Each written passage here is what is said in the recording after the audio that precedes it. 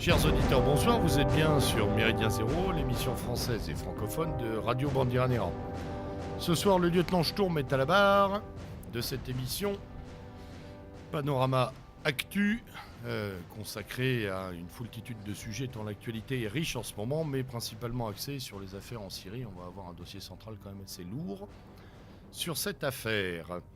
Avec moi pour traiter de ces nombreux sujets durant ces 2 heures, à ma droite, le camarade Monsieur K. Bonsoir, cher ami. Bonsoir. À ma gauche, notre ami Maurice Gendre. Bonsoir. Et face à moi, de l'autre côté de la table, le camarade Guillaume Lenormand qui nous fait le plaisir de nous rejoindre pour la première fois Bonsoir. à ce micro. Alors, messieurs, nous avons eu droit à un grand numéro de théâtre international. Acte 1, acte 2, acte 3. On est dans l'acte 3 qu'on pourrait appeler au bonheur du tsar. On va rentrer ça en détail. Et on est également sur, je dirais, un processus lent, mais qui a l'air de prendre forme de levée de voile sur la Propagandstaffel qui a eu lieu ces dernières semaines, à savoir le gaz, le gouvernement syrien qui balance le gaz, puis on ne sait plus, puis ça pourrait être des éléments isolés, puis il y a des gens qui commencent à dire que c'est d'en face que ça vient, et puis on se rend compte qu'il y a plein de salafistes en face, enfin bref. On a tout un tas de choses qui sont en train d'évoluer. Il faut qu'on fasse le point en cette rentrée sur les dernières semaines de grands guignols international de notre Flamby, notamment, parce que lui, quand Flamby s'en va en guerre, c'est parce qu'il ne sait plus faire la guerre ni au chômage ni à la précarité en France, donc il trouve des pis-aller internationaux. Là, il a perdu son bébé. Alors, prenons les choses dans l'ordre. On va commencer par les derniers jours pour savoir exactement où nous en sommes. Et puis on fera une petite remontée dans le temps pour bien montrer quel rôle ont joué tous les acteurs. Commençons par ce que l'on pourrait appeler la diagonale Poutine, c'est-à-dire ce magnifique coup d'échec. Fianchetto. Du Fianchetto. Exactement, ce magnifique coup d'échec de la diplomatie russe, qui propose ni plus ni moins que le placement de l'arsenal chimique lapsus révélateur, j'allais dire irakien. Oui, mais au bout d'un moment, comme ils nous servent le même scénario depuis 20 ans, on ne sait plus à quel épisode de Dallas sur Erg on est, là, ça devient compliqué.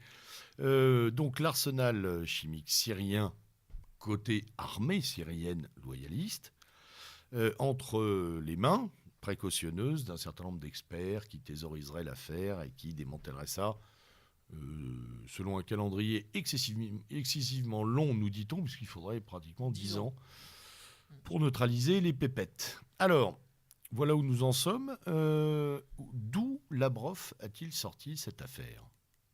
Comment a-t-il réussi à obtenir cet accord ? Là, on manque peut-être de billes, mais pourquoi l'avoir peut-être lancé si tard ? Vous croyez qu'il a attendu que tout le monde se faisante bien sur la scène internationale avant de leur couper l'herbe sous le pied ? C'est possible, ouais. Parce qu'on a quand même eu le G20 entre-temps. On peut faire que des spéculations, quoi, mais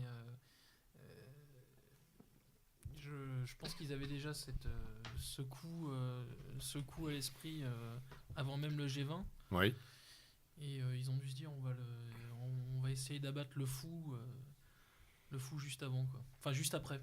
Juste après, oui. C'est d'où le rapport glacial de Poutine et les rapports glaciaux de Poutine et d'Obama durant le G20.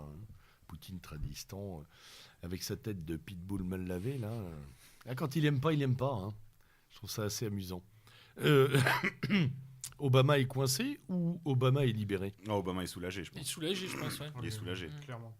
Visiblement, il y a des projections. En gros, le Congrès aurait voté non. Enfin, on ne sait pas encore aujourd'hui, mais une dizaine de personnes, en fait, une dizaine de membres du Congrès auraient fait basculer le vote en faveur du non. Je crois que c'était beaucoup plus massif que ça. Apparemment, non. Ouais. Alors, évidemment, dans la population américaine, on estime à 80 ou 90% les opposants. L'opposition, oui. Évidemment, au Congrès, c'est toujours autre chose. Bon, il y a la pression des PAC.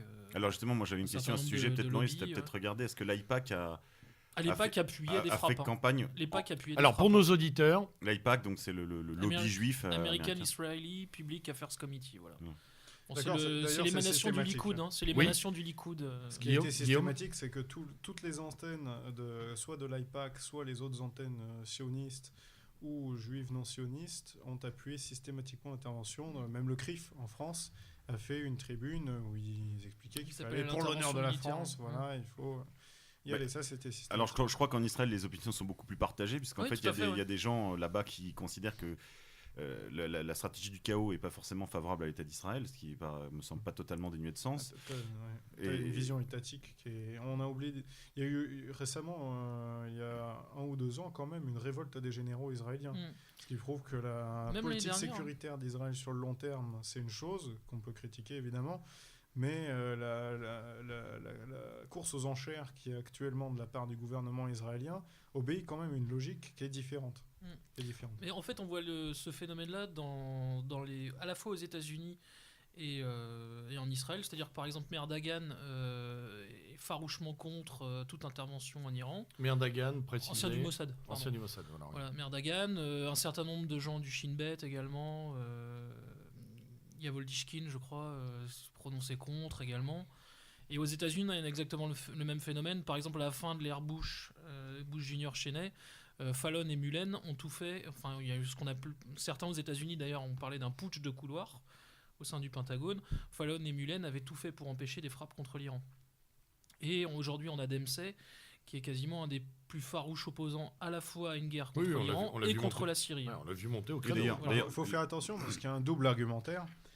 Et ce double argumentaire, ça permet à certains sionistes militants, dans les relations publiques, de dédouaner Israël et l'influence sioniste de tout ce qui se passe en Syrie. Donc c'est pas nous, on n'a pas intérêt à ce que le régime tombe, machin. Alors qu'en réalité, dans la stratégie active du gouvernement sioniste et des instances sionistes qui font pression à l'international, ils ont complètement intérêt à ce que le gouvernement Assad soit remplacé par une bande de crasseux moyenâgeux complètement cons qui vont éclater le pays en petites communautés arriérées, voilà, qui n'auront aucun poids politique à l'international. Donc ça, souvent, ils s'en servent dans la communication. Dans la communication, on balaye sous le tapis et on oublie les tribunes du CRIF, on oublie l'AIPAC, et on dit non, Israël a tout intérêt à ce que la région soit stable, Assad est notre ami, il nous a jamais attaqué, et ainsi de suite. Ça, c'est vraiment très trompeur. Mais effectivement, il y a une autre école de sionistes très pragmatiques qui pensent que oui, de conservateurs réalistes, on dirait aux États-Unis. Ils sont réalistes et ils pensent qu'ils ont plutôt intérêt à ce que les choses restent comme elles sont. On a les mêmes positions, par exemple, chez un Brzezinski, par exemple. C'est pas des néo-conservateurs réalistes, justement. Non, j'ai dit conservateurs réalistes. J'ai pas dit voilà, néo, surtout pas néo. Excusez-moi, c'est pour l'auditeur que je précise. Pas tous ensemble. C'est pour l'auditeur que je précise, parce qu'en fait... L'exemple le plus frappant, c'est Brzezinski. Voilà, Brzezinski, qui est le conseiller spécial, qui était conseiller du président Carter, qui a fondé la trilatérale, qui a été le stratège à la fois de l'invasion de l'Afghanistan, enfin le piège tendu à l'Union soviétique en Afghanistan par les Américains, et également le stratège de ce qu'on a appelé le containment, cette logique de l'endiguement de l'ours soviétique à l'époque, et qui est aujourd'hui un des conseillers très proches d'Obama en matière de politique étrangère, et qui est très très hostile en fait au milieu, on va dire, va-t-en-guerre, les tambours de guerre, il aurait très hostile.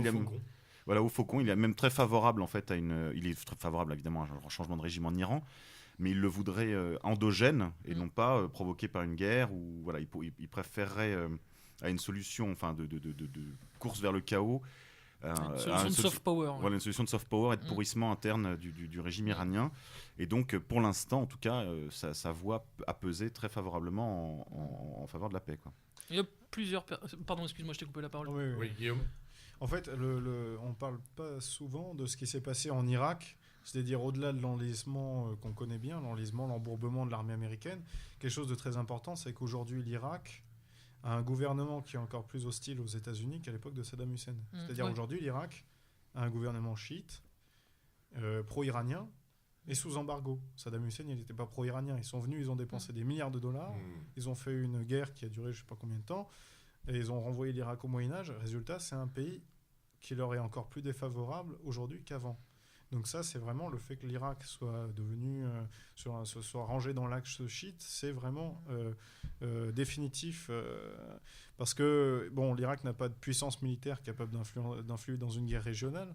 Ils sortent d'une guerre, ils ont autre chose à faire.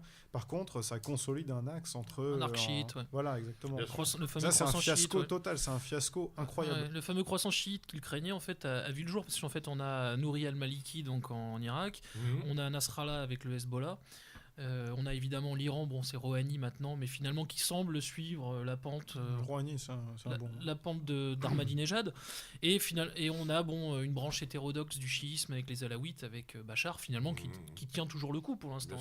Voilà. De toute façon, l'élection en Iran, parce qu'on n'en a pas parlé, je crois, beaucoup à ce micro depuis. On peut, hein, ça n'a pas été signalé. C'est quand même le guide suprême de la révolution qui contrôle les candidatures. D'ailleurs, il a sanctionné, il a censuré plusieurs candidatures qui étaient beaucoup plus pro-occidentales, qui faisaient un peu rêver dans les chancelleries, et spécialement les chancelleries anglaises et américaines. Et dans la bourgeoisie iranienne. Et dans la bourgeoisie iranienne, Téhéran, certainement. Notamment, ouais. Donc de toute façon, le fait que ce soit Rouhani aujourd'hui ne change pas grand-chose. On voit bien que c'est... De toute façon, l'Iran est une polyarchie. Hein. Il y a plusieurs zones de pouvoir. C'est pas du tout une dictature ou une autocratie comme on voudrait le faire croire ici, en Occident. C'est plutôt le contraire. Il y a une représentation des minorités et puis il y a vraiment une polyarchie. Oui. On est moins en dictature en Iran qu'ici. Hein. Bien moins. C'est même pire. C'est même pire pour l'Occident. Je confirme ce que dit Arnaud. Ouais. C'est même pire pour l'Occident parce que pour faire passer Rouhani pour un fou belliciste et va en guerre, ça va être encore plus dur qu'avec Ahmadinejad. Oui, absolument. C'est c'est justement. Permets-moi de te couper, mon ami Mika. C'est un point sur lequel j'aimerais qu'on s'arrête un peu, c'est l'Iran, parce que finalement on entend parler beaucoup de monde en ce moment, et l'Iran peut. C'est lui la cible principale de toutes ces opérations. En fait, ils font le gros dos. La Syrie et le. Vous pensez que là ils font le gros dos. La Syrie est le dernier domino. Oui. Le cœur de cible, ça. Voilà, le cœur de cible reste l'Iran malgré tout. Bon, évidemment, il y a la fameuse histoire du gazoduc qatari que le Qatar veut faire traverser ce gazoduc via la Syrie. Les Européens seraient ravis puisqu'évidemment ça serait une façon de se débarrasser du gaz russe. Donc évidemment il y a cette histoire là, mais évidemment la cible principale ça reste l'Iran. Et l'Iran est toujours en joue. N'oublions pas que l'objectif final de tout ça, c'est quand même de mettre la main sur la croissance chinoise, et que l'Iran est un des principaux fournisseurs de matières premières hydrocarbures à l'Empire du Milieu. Et donc, en fait, tout ça, ce sont des épisodes en vue du grand conflit qui marquera le XXIe siècle, qui est alors on verra s'il prend des formes traditionnelles ou si ce sera juste un conflit de pouvoir, d'influence, de pouvoir et de soft power. Mais en tout cas, c'est le conflit entre la Chine et les États-Unis. Mais il en a déjà pris qu'à des formes traditionnelles, puisque au travers de ces guerres dites périphériques, on est quand même sur je gagne tant de kilomètres sur ton territoire, tu me reprends un bout, etc. Au passage, on observera d'ailleurs la relative placidité de la Chine, qui laisse faire la Russie en éperon, qui cautionne, qui vote, mais qui se tait aussi, qui joue aussi. Au passage, il y a des répercussions souvent qu'on ne voit pas, mais qui sont directes chez nous, en France, même pour ceux qui nous écoutent, qui ne se sentiraient pas forcément concernés. On a entendu le scandale PSA récemment. Ça fait combien? 20 000 licenciés, sans compter les filières secondaires. Voilà. PSA a fait faillite à cause d'une rupture de contrat avec l'Iran. Oui. Sous pression de General Motors. Ont simplement nous ont interdit de vendre je ne sais plus combien de milliers de bagnoles en kit. C'est 24% des exportations de PSA étaient tournées vers l'Iran. C'est-à-dire on envoyait des bagnoles en kit là-bas qui étaient montées dans des usines iraniennes mais qui étaient fabriquées en France. Donc 24% au moins, faillite, 20 000 chômeurs et plus, enfin sûrement dans les 30 000 puisqu'il y a toutes les filières secondaires. Et la même menace pèse sur Renault, je crois. Voilà, la même menace pèse exactement sur Renault. Donc cette guerre, là on parle de l'Iran, ça peut paraître un peu nébuleux pour des gens de chez nous qui sont au chômage, qui sont dans la merde. Mais au final, ça influe directement sur votre vie de tous les jours. Ouais, tout à fait. C'est une guerre mondiale, c'est une guerre qui influe directement. Ici, tout de suite et maintenant. Il n'y a pas de petits effets, effectivement. Revenons sur Obama, soulagé, disons-nous. C'est difficile, là on n'est pas dans les arcanes washingtoniens, mais... On a l'impression qu'il y est allé à reculons. Il y est allé à reculons. Bon, déjà, le fait de se défausser sur le Congrès en disait long, parce que, rappelez-vous la façon dont il a agi dans la crise libyenne. Oui. Bon, il a sous-traité à Cameron et à Sarkozy à l'époque, mais évidemment, il était derrière, il était en embuscade, et il avait violer le Congrès, tout simplement. Il était passé par le Power Wars Act. Certains, d'ailleurs, ont voulu déclencher une procédure d'impeachment aux États-Unis à l'époque, notamment Kucinich, qui est un membre du Parti démocrate, qui fait partie de cette aile très intéressante du Parti démocrate aux États-Unis, les fameux populistes démocrates. De toute façon, c'est les deux seuls mouvements au sein du Parti républicain et démocrate qui sont intéressants, c'est les libertariens paléoconservateurs autour de Ron Paul et de son fils. Et Wood Buchanan, par exemple, même si Buchanan est un peu sorti du jeu, mais il a toujours une influence idéologique réelle. Et on a du côté démocrate les gens comme Kucinich ou comme Grissom.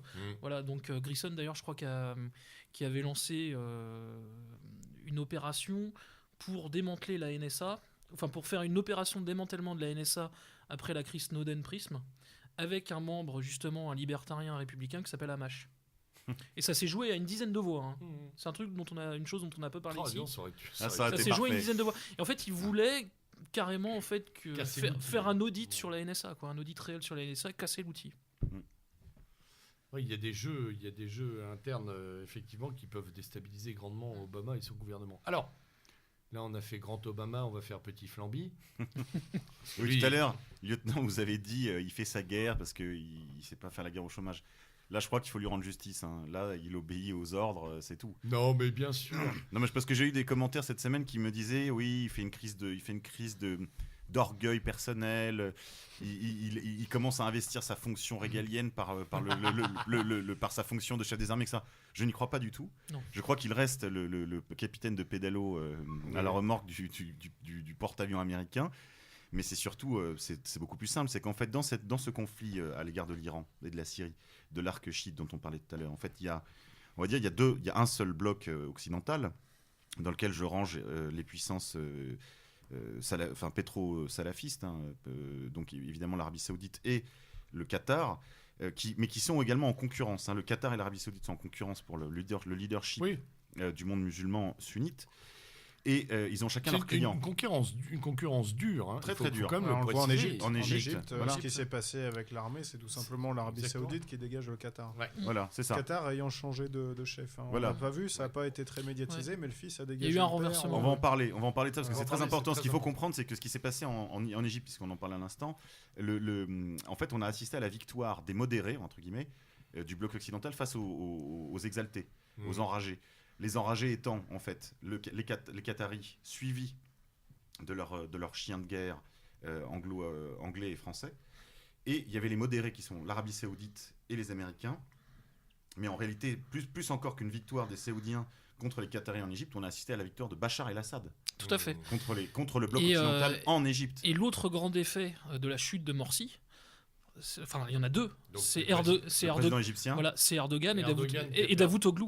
Absolument. Erdogan et Davutoglu craignent comme Erdogan, les gens le voient à peu près. Voilà, c'est le premier ministre turc, pardon. Et Davutoglu, c'est son ministre des Affaires étrangères. En fait, c'est on va dire que c'est lui véritablement le penseur de cette politique néo-ottomane. Voilà, on l'appelle le Richelieu ottoman. Alors, pour revenir à la destitution du prince du Qatar, ça consiste à tous ces mouvements à la tête. Il y a eu aussi des destitutions apparemment en Australie, qui sont des contre-coups de tout cela. En fait, il y a en ce moment une guerre occulte qui est menée dans l'oligarchie, et on voit des gens qui sont démis comme ça, du jour au lendemain. La princesse qatari, l'émirati, qui est une espèce de, je sais pas comment on dit, la princesse, Shiramoza. Voilà, qui est très appréciée des Occidentaux parce qu'elle est très sexy, très sympa, c'est un personnage presque un personnage de film un peu hollywoodien comme ça. Je pense à Syriana par exemple, on imagine comme ça une princesse, très très progressiste et qui a séduit beaucoup d'élites occidentales d'ailleurs. S'est rendue aux États-Unis pour demander en fait la garantie que son fils prendrait les affaires à la suite de son père, puisque je crois que le père ne voulait pas. Le père avait déjà. Ce qui est drôle, c'est que le père avait déjà renversé le père. Ah oui, voilà. Ça se passe bien dans la famille. À la suite d'un coup d'État déjà. Donc sympa le dîner. Là, c'est un coup d'État de couloir. Donc, la dernière fois, c'était un vrai. C'est là qu'on comprend que les États-Unis ont procédé à ce changement de pouvoir. Ils se sont déjà débarrassés, on va dire, de l'aile la plus dure du camp des enragés en destituant l'émir du Qatar, puisque le jeune là est sans doute beaucoup plus fragile au pouvoir. Donc en fait, on assiste véritablement à un reflux du Qatar. Il n'y a plus qu'en France. C'est un peu comme ce qui s'est passé au moment où Sarkozy était quasiment le dernier leader de la droite européenne, isolé. Voilà. On peut penser à François Ier à l'époque aussi. Oui, voilà.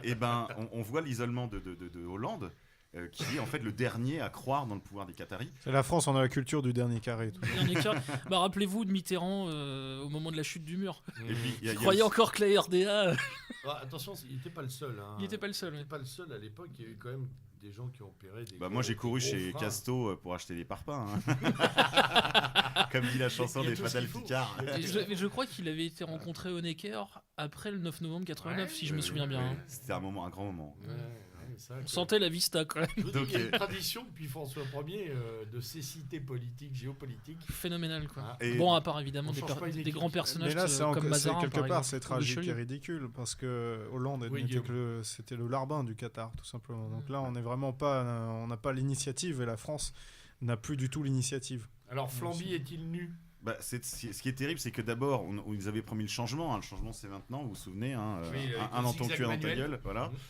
Mais de changement, finalement, il n'y en aura pas eu beaucoup, puisque les Qataris, en fait, on reste maître du pays depuis Nicolas Sarkozy. Voilà, la chose s'est transmise sans coup fait rire avec François Hollande. Donc, on voit qu'en fait, il y a de changements, il n'y en a pas eu. Et cet été, là, on a rencontré un cadre qui est enseignant dans une université, enfin dans une académie militaire prestigieuse d'un grand pays européen, qui nous disait qu'en fait le Qatar détient une part très importante de la dette française. Il y a ça, et puis il y a aussi les contrats d'armement. Je rappelle que la semaine dernière, on a signé pour 1 milliard d'armements. Et puis il y a des promesses d'achat du Qatar, de l'Arabie Saoudite, etc. Donc tout ça, ça nous lie. Il part dans les grandes entreprises du CAC 40 aussi. Oui, voilà. Ils ont des participations un peu partout. Ils rachètent les Champs-Élysées. Ils sont les tauliers. Le vignoble bordelais, beaucoup plus grave que les champs dont je me tape. Mais ça, je le dis. Le printemps. Le pinard. Le printemps. Oui, le printemps. Oui, une part de l'Arc de Triomphe. Ah oui. Ah oui. Oui, une part de l'Arc de Triomphe. Il y a l'ambassade du Qatar sur la place de l'Étoile. Oui, absolument. C'est symbolique. C'est pas. Je te laisse imaginer le coût d'un tel emplacement. Je suis déjà allé manifester devant une paire de fois. On voit que ça occupe tout un immeuble. La rue est tenue.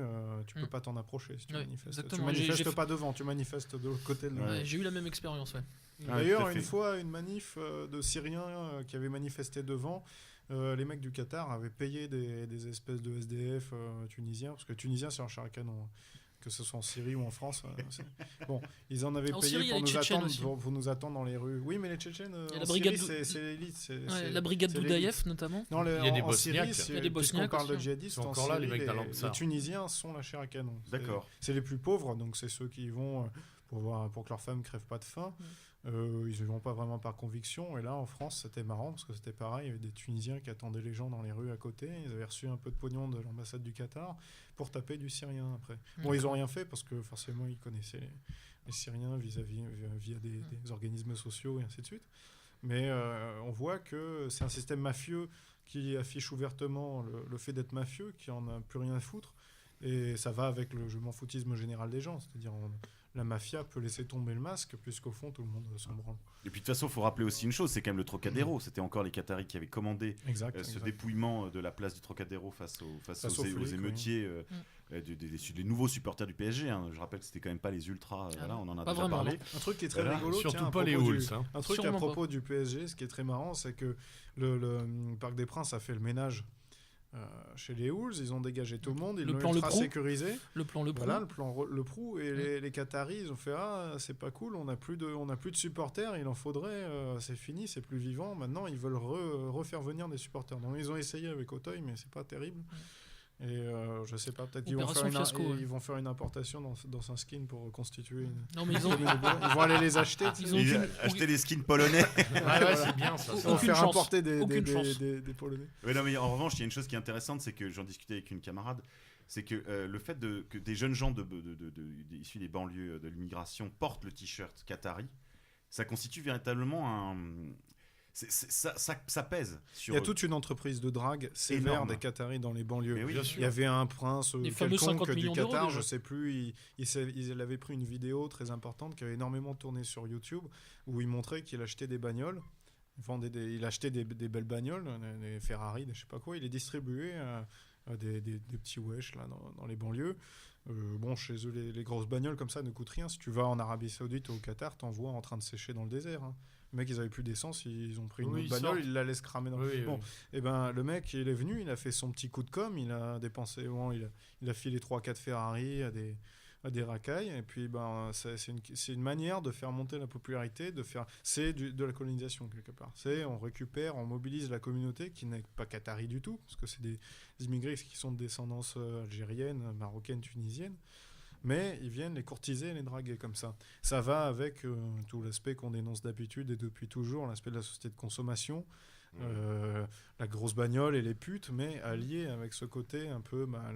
on prépare le wahhabisme derrière, on prépare... Oui, c'est intéressant parce qu'en fait... L'islam de marché, ce qu'on appelle l'islam de marché. Pas exactement, là c'est vraiment ce qu'un autre dissident appelle l'islam au racaille en fait. Alors j'ai assisté à une scène hallucinatoire lors d'une manifestation contre la guerre en Syrie, où des jeunes manifestement d'origine arabo-maghrébine sont venus protester un petit peu, pas véhémentement, mais ils disaient voilà, faut dire la vérité, et on voyait que déjà ils n'éprouvaient pas de solidarité, je dirais communautaire ou culturelle avec les Syriens. On aurait pu penser qu'un maghrébin se dit voilà, on est tous des Arabes, on va pas accepter que les Américains bombardent des Arabes. Non. Connaissant les Syriens, ils démarquent vraiment très fortement des Maghrébins. Ouais, non, je sais bien, mais là le problème c'est que ça avait marché pendant la guerre en Irak. Moi j'ai vu même des types porter des t-shirts Ben Laden parce que voilà, on assistait un peu à des scènes un peu bizarres, mais là je sens que ça ne marche, cette fois-ci ça ne marchera pas. Le Qatar a déjà mis la main sur l'imaginaire de la jeunesse arabo-musulmane de banlieue, éduquée, pas éduquée, enfin.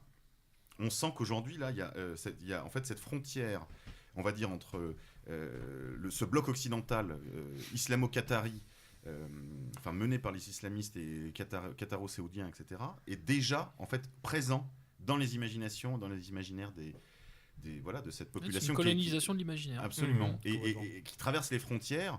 Et nous avons là un problème, c'est-à-dire que la conflictualité maintenant passe au sein même de toutes les nations. Ça renvoie aux travaux d'Éric Werner sur la dilution des frontières, mais voilà, l'ennemi il est déjà dedans. Enfin, je veux dire l'ennemi politique là, pour le coup. C'est pour ça d'ailleurs que les Syriens sont les premiers à nous dire qu'il n'est pas on peut pas exclure le fait qu'un jour il y ait un djihad en France, mais ce sera pas comme certains l'imaginent, un riposte laïque, un soulèvement général et monobloc. On n'est pas du tout dans ce trip là.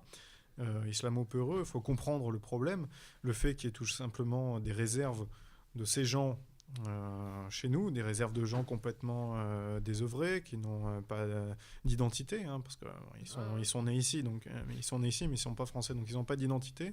Et donc, c'est des gens qui sont noyautés et qui, le jour venu, sont des mercenaires. Parce qu'au final, les djihadistes en Syrie sont des mercenaires. Pour la plupart, il y en a très peu qui sont là-bas par conviction, parce qu'au final, ils touchent toujours... Il y a du pognon à la famille, il y a des aides, il y a des réseaux communautaires... Mais il y a énormément de mercenaires finalement, des gens qui prennent un vernis islamiste. C'est-à-dire si un jour le système a besoin de déclencher des conflits horizontaux en France ou de nous foutre des bâtons dans les roues, ils pourront très bien faire jouer leur pognon pour qu'on se retrouve avec des guérillas communautaires en France qui entraîneraient des effets ça a déjà été tenté d'après, mais ça serait pas, c'est là où il faut vraiment comprendre le système et pas imaginer un truc comme le fond. Bonsoir, faut pas imaginer non plus. C'est terminé, ça n'a aucun avantage. Voilà, exactement. Il faut pas imaginer non plus des délires à la riposte laïque d'un bloc musulman uniforme qui se lèverait de lui-même parce que musulman. C'est très intéressant d'ailleurs parce que moi j'apparente ça à une autre forme de désinformation et de cécité momentanée. À force de nous projeter ces images d'émir sur un grand cheval blanc avec son sabre courbe et des milliers de hurlements derrière avec des types qui déferlent en barbu, c'est faux. Faut arrêter, c'est faux. C'est faux. Que si on se focaliser les Français là-dessus, c'est aussi les leurrer. C'est-à-dire que si on se retrouve un jour face à des islamistes en France, c'est des islamistes, il faudra se faire la réflexion qu'on se fait aujourd'hui, qui est derrière, qui les finance, et pourquoi. Parce qu'on a toujours observé une chose, c'est que les wahhabites, les réseaux islamistes, que ce soit en Tchétchénie, que ce soit même en Afghanistan, n'ont jamais été, au Kosovo, en Bosnie, ils n'ont jamais été autonomes. Ils arrivent de partout parce qu'ils viennent de l'international, ils sont financés et ils servent à quelque chose. Il y a un livre qu'avait écrit un de nos camarades, Xavier Poli, qui s'appelait ONG islamique au Kosovo serbe, aux éditions de l'Âge d'Homme, où il rappelait tout ça.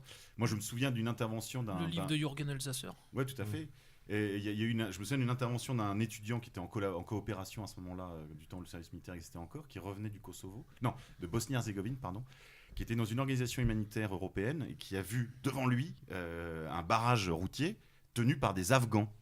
Et alors le mec descend de la voiture et lui dit mais qu'est-ce que vous faites là, enfin, vous êtes vachement loin de Kaboul là. Et le type lui dit bah non, c'est le djihad, voilà, les Saoudiens ont payé le billet d'avion, les mecs en fait limite ils auraient pu être débarqués tu vois de l'avion quoi. Enfin c'est le type de toute façon qui sort dans un village de Waziristan ou dans la c'est connu d'ailleurs c'est connu d'ailleurs, on disait les Afghans sur le front. Absolument. À l'époque on les appelait les Afghans. Il y avait un livre aussi qui était paru je crois chez l'Harmattan sur l'islamisme, le déclin de l'islamisme, tu vois les mecs comment étaient visionnaires.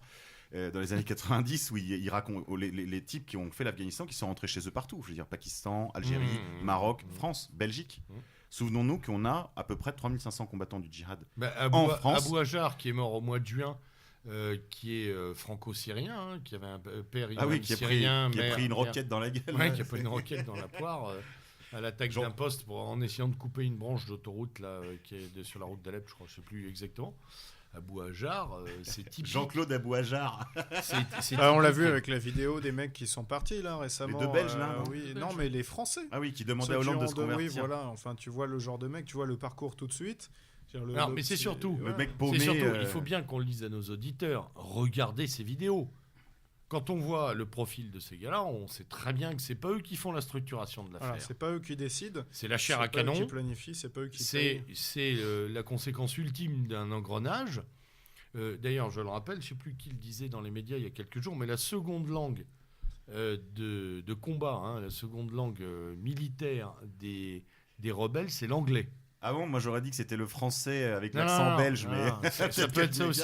Non, c'est l'anglais parce qu'ils sont structurés, ils sont entraînés, ils ont des structures de combat, des codes radio de l'OTAN. Et puis on sait par exemple que les forces spéciales américaines ont entraîné une partie de ces mercenaires en territoire jordanien. Mais c'est le même film qu'au Kosovo. Pareil. Avant l'explosion du Kosovo, il y avait des bérets verts anglais et américains qui étaient en train de préparer le terrain. Ils avaient monté la cabane. Ils formaient Loucheka. Ils avaient monté une cabane, vous vous souvenez, un truc qui s'appelait Al-Mujahiroun. C'est eux qui portaient les panneaux après le 11 septembre. Et on a des photos de djihadistes que les mecs ils sont blonds, ils ont des trucs, ils ont de l'équipement, c'est du Miltech, c'est de l'équipement OTAN. En fait, c'est des forces spéciales. Les mecs, bon, ils ont juste rasé leur moustache et laissé pousser leur barbe.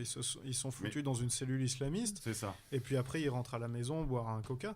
Tu vois, je veux dire, honnêtement, si des soldats français nous écoutent, sachez-le, vous êtes en train de triper sur les forces spéciales françaises, c'est les meilleurs des meilleurs, ils ont un bel équipement customisé et tout.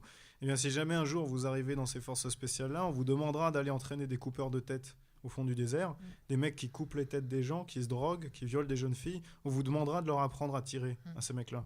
Réfléchissez-y. C'est vrai, ça c'est un... Exactement, d'ailleurs il y a eu une bonne réaction des Marines aux États-Unis, ces fameuses photos avec les pancartes ces derniers jours. Not with me, voilà, I didn't join US Marines for supporting Al-Qaïda.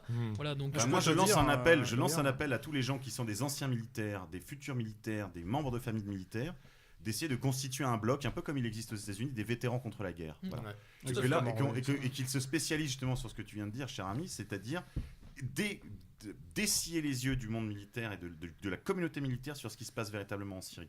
Et ça ne va pas contre la fierté d'être militaire. Le vétéran américain, quand il manifeste, il a ses médailles, son uniforme, son drapeau. De toute façon, c'est ce que vous pouvez faire de mieux, parce qu'aujourd'hui en France, le militaire français, tu es méprisé par toute la population, tout le monde se fout de toi. Les gens qui ne te méprisent pas savent même pas que tu existes. Les seuls gens qui savent que tu existes et que tu es en Afghanistan, c'est ta famille et tes amis proches. Et nous, camarades. Et nous, nous, parce qu'on se tient au courant. Qui tenons malheureusement quand tu vas parfois te faire le décompte péter, macabre. Quand tu vas te faire péter la jambe sur un IED et que tu vas entrer au pays, tout le monde s'en foutra.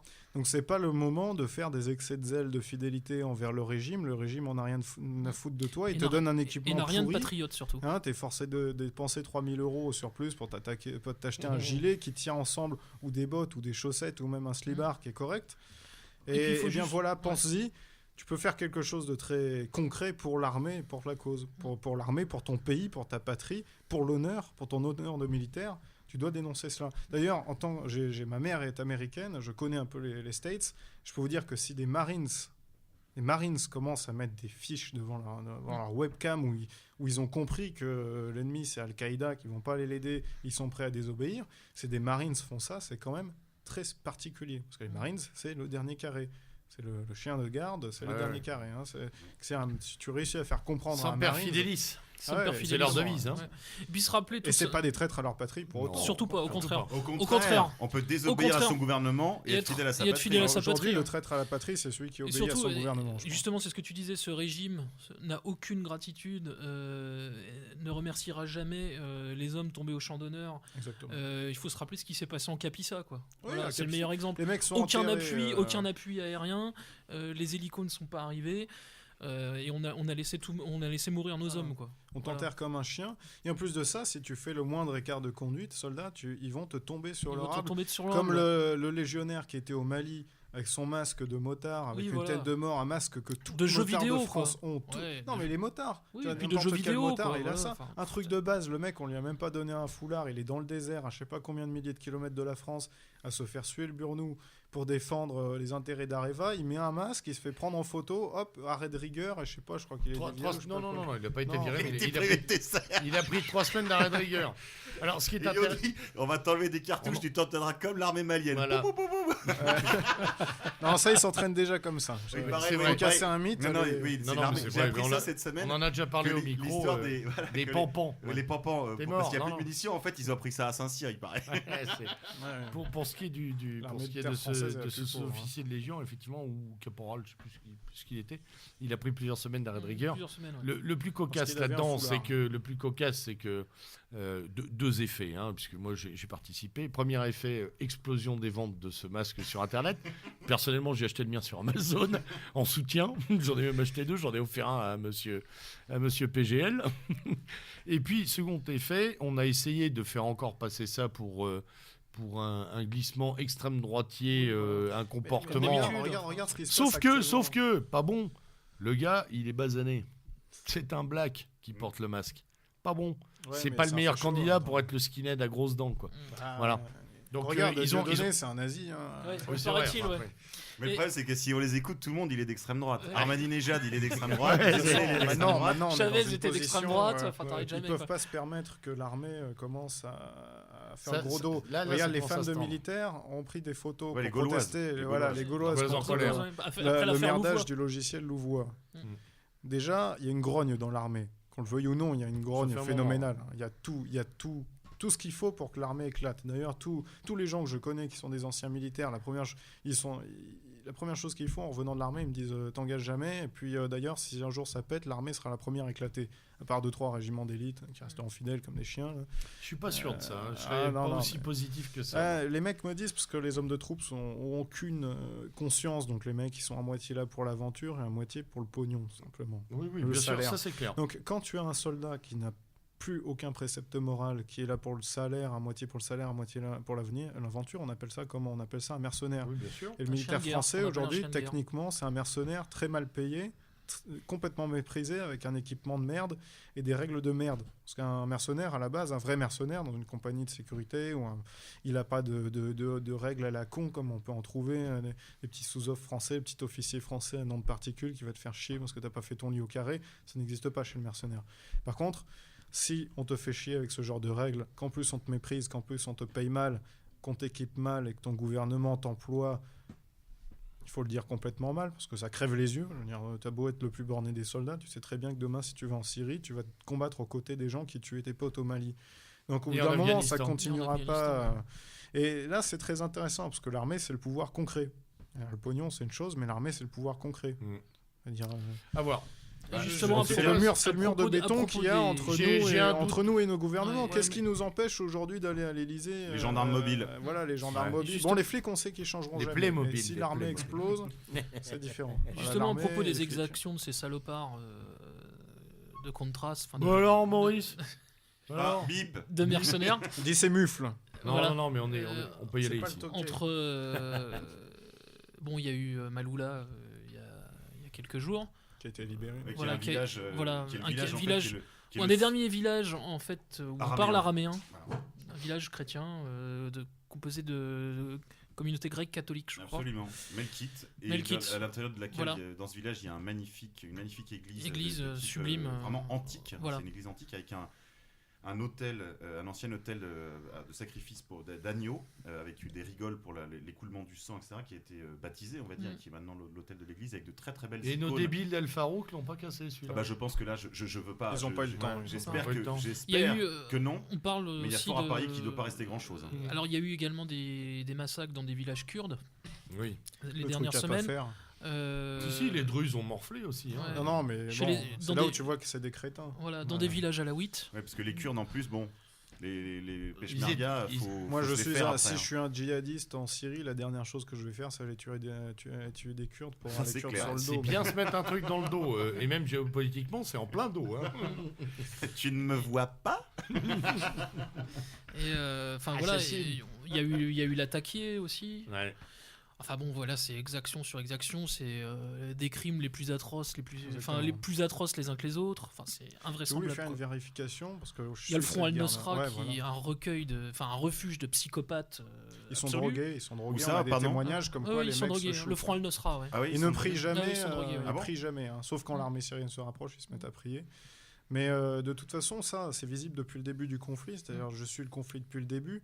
Ça Et fait en 2 fait, ans, effectivement. C'est ouais, un plus de 2 conflit ans. qui est moderne dans le sens où tout le monde a des portables, tout le monde filme le tout et tout le monde balance tout sur YouTube sans montage. C'est-à-dire le mec, il va filmer les Cas de cadavres, il va les cannibalisme. balancer sur voilà.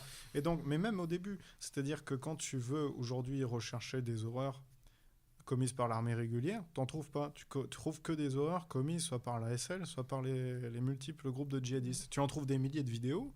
Plus les mecs sont cons, parce qu'ils filment absolument tout. Ils balancent tout de suite. Ils balancent en s'en vantant, c'est-à-dire avec leur logo. Et regarde, il y a mon petit logo, je décapite un mec. C'est comme dans les banlieues quand ils crament les voitures. Voilà. Hein. Voilà. Et tu trouves absolument presque aucune vidéo d'horreur du fait de l'armée régulière. Les seules choses que tu trouves éventuellement, c'est une exécution balle dans la tête à la rapide, comme on a pu le faire dans tous les conflits du monde asymétriques. Le mec, on a trouvé un djihadiste, on lui colle une balle dans le crâne derrière un camion, ou alors on lui tape dessus à coups de bâton pour le faire parler, mais c'est à peu près tout. Par contre, les autres en face, ils rivalisent d'imagination. Tu vois, des pendus, des décapitations, des mecs enterrés vivants.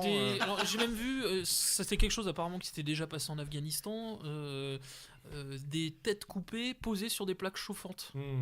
Pour faire Il y réagir. avait quand même le Pour cas faire de réagir les nerfs. cannibalisme. Je crois qu'il y en a un Il y qui a eu un bouffé cas de le cœur. cannibalisme, un cœur arraché. Alors La que je crois que première dans le fois- Coran, il y a des condamnations extrêmement fermes sur ce genre Exact. de pratiques. Bien sûr. C'est là qu'on voit qu'ils s'assoient sur le Coran. Non, également. mais c'est là où on comprend on est avec que, des barbares, il faut se point. dire quelque chose. Il y a trois C'est la tendances lutte de islamistes l'humanité. principales. Je veux dire. Il faut vraiment se dire une chose. Il y a trois tendances islamistes principales. Tu as les frères musulmans, qui sont des espèces de francs-maçons devenus musulmans, parce au départ c'était des francs-maçons. Ils sont devenus musulmans. Bon. Eux, ils se réclament d'un islam un peu conservateur. Eux, leur jeu, c'est la conservation. Tu as les wahhabites, c'est un dogme spécial, donc déjà on n'est plus dans l'islam de C'est base, même s'ils se réclament l'école d'une ambalique, lecture ce qu'on appelle l'école littérale ambalique. de l'islam, c'est déjà différent. Et enfin, tu as les takfiri, c'est encore plus barré. C'est-à-dire que ces gens-là, ils sont semblables à ce qu'étaient les protestants par rapport aux catholiques. C'est-à-dire, tu vas voir les guerres religieuses qu'il y a eu entre protestants et catholiques. Les protestants étaient habillés tout en noir, ils avaient des grosses barbes, ils ravageaient tout, ils cramaient les églises, ils tuaient les gens. Viol de masse, destruction de Rome. Eh bien, tu as le même schéma, c'est-à-dire où genre un takfiri peut se dire musulman, mais c'est pas un musulman techniquement. Pourtant, je suis pas particulièrement islamophile, je suis pas pro à excuser toujours l'islam, mais un takfiri techniquement n'est pas un musulman. Et d'ailleurs, il y avait un truc comme ça, ils ont fait une erreur à partir d'un moment, c'est-à-dire une vidéo qui avait changé les choses. C'était en 2012. L'armée syrienne avait envoyé un hélicoptère en 2017 russe vers des villages isolés pour les ravitailler en pain. Le pain syrien, c'est une galette. Et bien, les autres, ils ont abattu l'hélico au-dessus d'un champ. Puis bon, ils ont récupéré des bouts des pilotes, ils les ont coupés en morceaux, ils ont joué avec. D'ailleurs, c'est ce que tu dis, la tête posée sur la plaque Sur la chauffante. plaque chauffante, ouais. Mais alors, la vidéo qui a choqué les Syriens, c'est que ça filme ces mecs qui dansent dans les champs avec des bouts de morceaux humains. Et tout autour dans le champ sont répandus des milliers de galettes rondes. Donc en fait, on voit qu'ils ont abattu l'hélicoptère qui rapportait le pain au peuple. Le pain au peuple. Et ça a énormément changé les mentalités directement en Syrie. Parce que nous, en Occident, on pouvait voir les photos, on a YouTube, on a Internet, on est tranquille, on voit en spectateur. Mais en Syrie, quand tu es dans un petit village isolé, tu sais pas trop ce qui se passe. Et peu à peu, quand on a commencé à voir ça, ces djihadistes étrangers qui en ont rien à foutre du peuple syrien, qui coupent ses voies de ravitaillement, qui lui amènent uniquement la misère, c'est là où les choses ont vraiment... ça a été très clair dans l'esprit de la plupart des gens. On va reparler effectivement de ces divisions internes qui sont très, très puissantes, très importantes. On va reparler aussi de François Hollande. Je vous propose d'abord de faire une petite pause musicale. On va écouter, en guise de rentrée et sur des notes martiales, Blue Religion de In the Nursery. À tout de suite.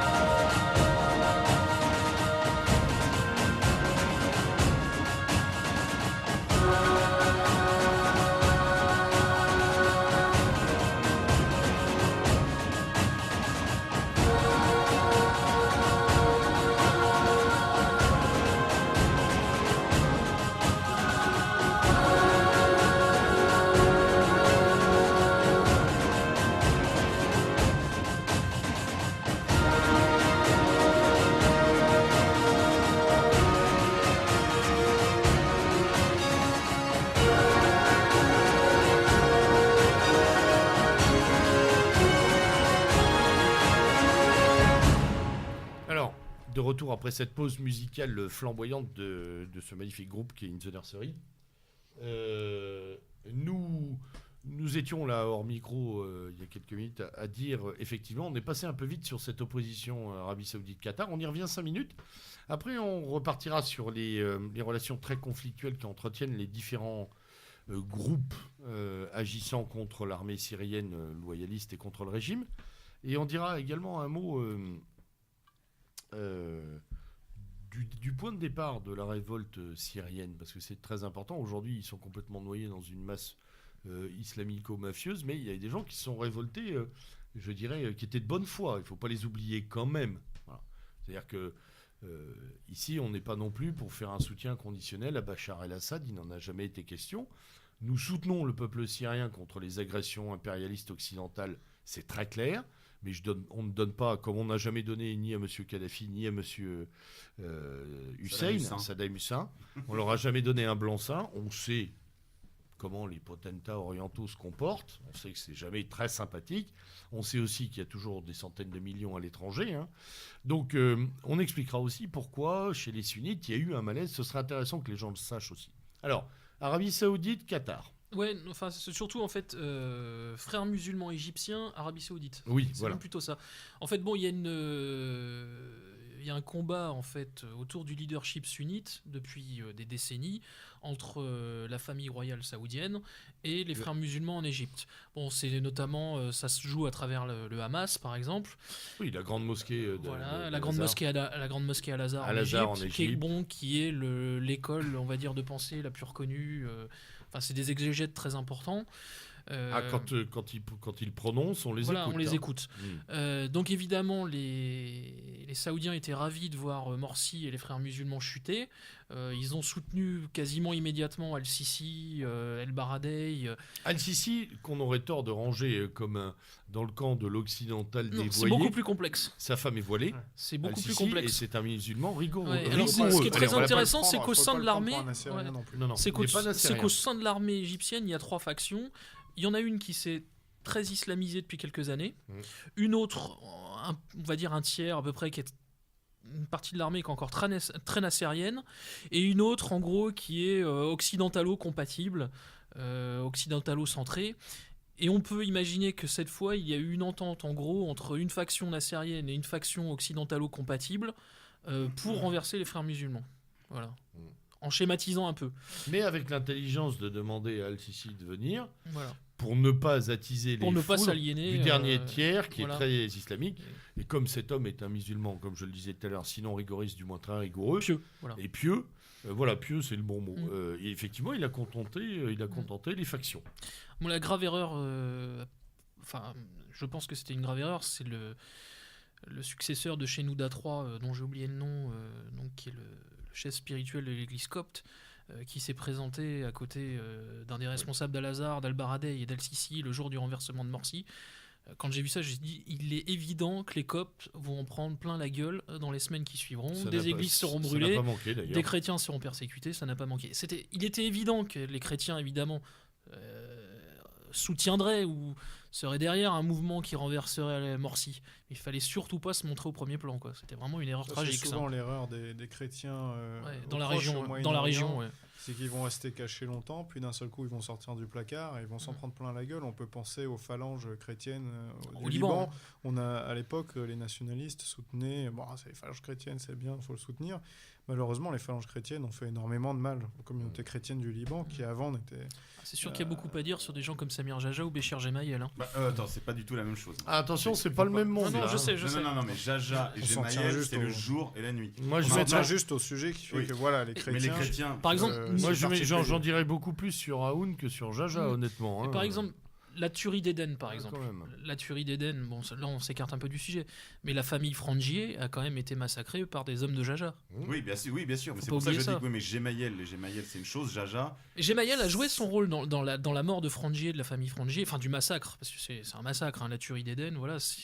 Gemayel a joué son rôle, clairement. Non, je conteste pas, moi je suis pas un soutien des phalanges, comme je les soutiens comme la corde tu tiens le pendu, si tu veux.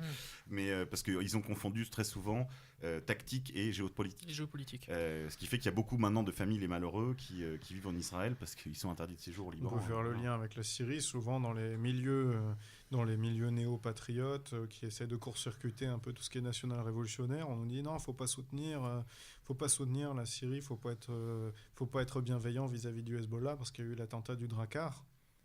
Les temps changent. L'attentat du Drakkar a été dû notamment au fait que l'armée française a désarmé les milices libanaises de gauche, mais a laissé leurs armes aux phalanges chrétiennes qui sont permis de faire des massacres. Donc tu vois, c'est une ingérence qui fait encore une fois que on a tendance, faut faire très attention avec les questions, les chrétiens, avec la politique, pas sauter sur celui qui a l'air de prime abord. Monsieur K, à plusieurs reprises devant ce micro, a quand même souligné une tendance à l'incapacité politique dans les communautés chrétiennes c'est sûr. orientales. Et là, Elles ne savent pas organiser une Non. riposte politique. Et même Voilà. là, Militairement, elles arrivent à se Elles sauver. sont très divisées. En En fait, même militairement, moi je suis très inquiet du sort des chrétiens de Syrie parce que j'entends partout que des milices se montent et que au moins des milices d'autodéfense devraient se Exactement, monter, c'est mais ce vrai. n'est pas le cas. C'est vrai. C'est très insuffisant. Non, en fait, le truc, c'est que beaucoup se de réfugient dans des chrétiens monastères. de Syrie, d'hommes en âge de combattre, sont dans l'armée régulière. D'accord. Certains Donc, se réfugient dans des Ça monastères aussi. explique. D'accord. Bah, si tu veux, tu as les forces nationales de défense qui sont les milices locales, donc c'est des milices qui sont pas du tout bordéliques. Hein, c'est les mecs, ils ont une arme qui est sous consigne par le gouvernement, ainsi de suite. Bon, c'est pas n'importe quoi, mais ils sont limités à un quartier ou à une ville ou à une vallée, et puis Oui, c'est de la défense statique. Voilà, soit c'est des gens très Ils sont très pas jeunes, soit opérationnels. c'est la défense statique, et puis c'est souvent des vieux. D'accord. Voilà. Bah, ça explique, en fait, tu vois, tu viens de le lever un mystère, pourquoi c'était si peu organisé. En fait, ils sont dans la structure loyale. Bon, alors il y a une deuxième chose qui, moi, me préoccupe beaucoup, c'est l'absence quasiment totale des chrétiens libanais, en particulier. Je parle principalement des Libanais, qui sont quand même très nombreux en France dans les manifestations. Je sais qu'il y a de très nombreux contentieux à l'égard de la Syrie, beaucoup des blessures, des tombereaux de sang, bien sûr. Mais j'aimerais quand même, si certains nous écoutent, leur lancer un appel également, parce que il faut qu'ils comprennent que si le conflit a lieu, c'est-à-dire que s'ils ne font pas partie de la dynamique contre la guerre de manière très active, j'ai parfois entendu même certains qui appelaient à la chute de Bachar el-Assad il y a déjà des années de cela. Avant que Enfin, tout ça ceux-là, je fais juste une parenthèse, il ferait mieux de s'inspirer du cas du père Paolo Diaglio, qui était un chrétien qui a appelé à la chute de Bachar el-Assad, qui a fait copain avec les djihadistes et qui a fini avec la tête coupée. Comme ça, ils peuvent méditer ce petit exemple avant de raconter des conneries. Et voilà, ça c'est pour vraiment la frange la plus déterminée. Mais alors les autres sont un peu attentistes. Et j'aimerais leur dire qu'il n'y a pas de... Là, il ne faut pas attendre. Il faut s'engager délibérément contre la guerre, parce que si cette guerre a lieu, elle contaminera le Liban dans le quart d'heure. Je rappelle que Damas et Beyrouth, c'est 1 heure de route. Hein. Ça a déjà commencé. Et donc il faut qu'ils s'en préoccupent. Ça a commencé notamment à Tripoli. Parce qu'il y a un Tripoli aussi au Liban, pour ceux qui l'ignorent. Voilà, et ça a commencé déjà là-bas. Et puis n'oublions pas, messieurs, que le Hezbollah n'est pas seulement rentré par loyauté et opportunisme géopolitique. C'est que nos amis des gangs salafistes ils opèrent dans les camps. Ils opèrent dans les camps au Liban. Non, sunnites, ils sont quand même allés balancer des pélos sur les villages frontaliers. Ils ont fait exploser des bombes. Ce qui a un peu énervé nos amis du Hezbollah, qui en général sont assez prompts à la détente, hein, on l'a vu depuis 20 ans. Donc là, ils ont eu une raison, en plus affective, de rentrer dans le conflit, les gars du Hezbollah. De toute façon, il y a un truc qui est très très bon, c'est pas nos amis, qui est plutôt positif pour nous, c'est que Hassan Nasrallah, qui est le chef du Hezbollah, est quelqu'un de indéniablement très intelligent. Il a un sens politique aigu. Hein, qui a tout de suite compris qu'il ne fallait pas jouer sur le communautarisme, mais au contraire qui tend la main aux sunnites et surtout aux chrétiens. Il a pu quand même faire une alliance avec Aoun, qui a tendu vraiment la main aux chrétiens. Absolument. Et c'est quand même quelque chose de très positif. D'ailleurs, au Liban, on a bien vu, il a été très intelligent quand il y a eu l'émir, je ne sais plus quoi, à Saïda, c'est un émir salafiste à la con qui s'est soulevé avec ses quelques groupies. Ils ont pris des armes, ils ont commencé à foutre le bordel. Et là, le Hezbollah, qui était visé, a été assez intelligent pour ne pas intervenir du tout. Ils ont laissé faire l'armée libanaise. Et l'armée libanaise a nettoyé les salafistes. Et elle en est sortie renforcée, légitimée. Et donc, quelque part, on n'est plus du tout dans la situation de 82, puisque déjà, les Libanais ne veulent pas la guerre. Ils veulent absolument pas la guerre. Ils ont compris. Ils savent ce que c'est une guerre. Hein. Et donc, au final, même s'il y a souvent du ressentiment et de la haine envers le Hezbollah,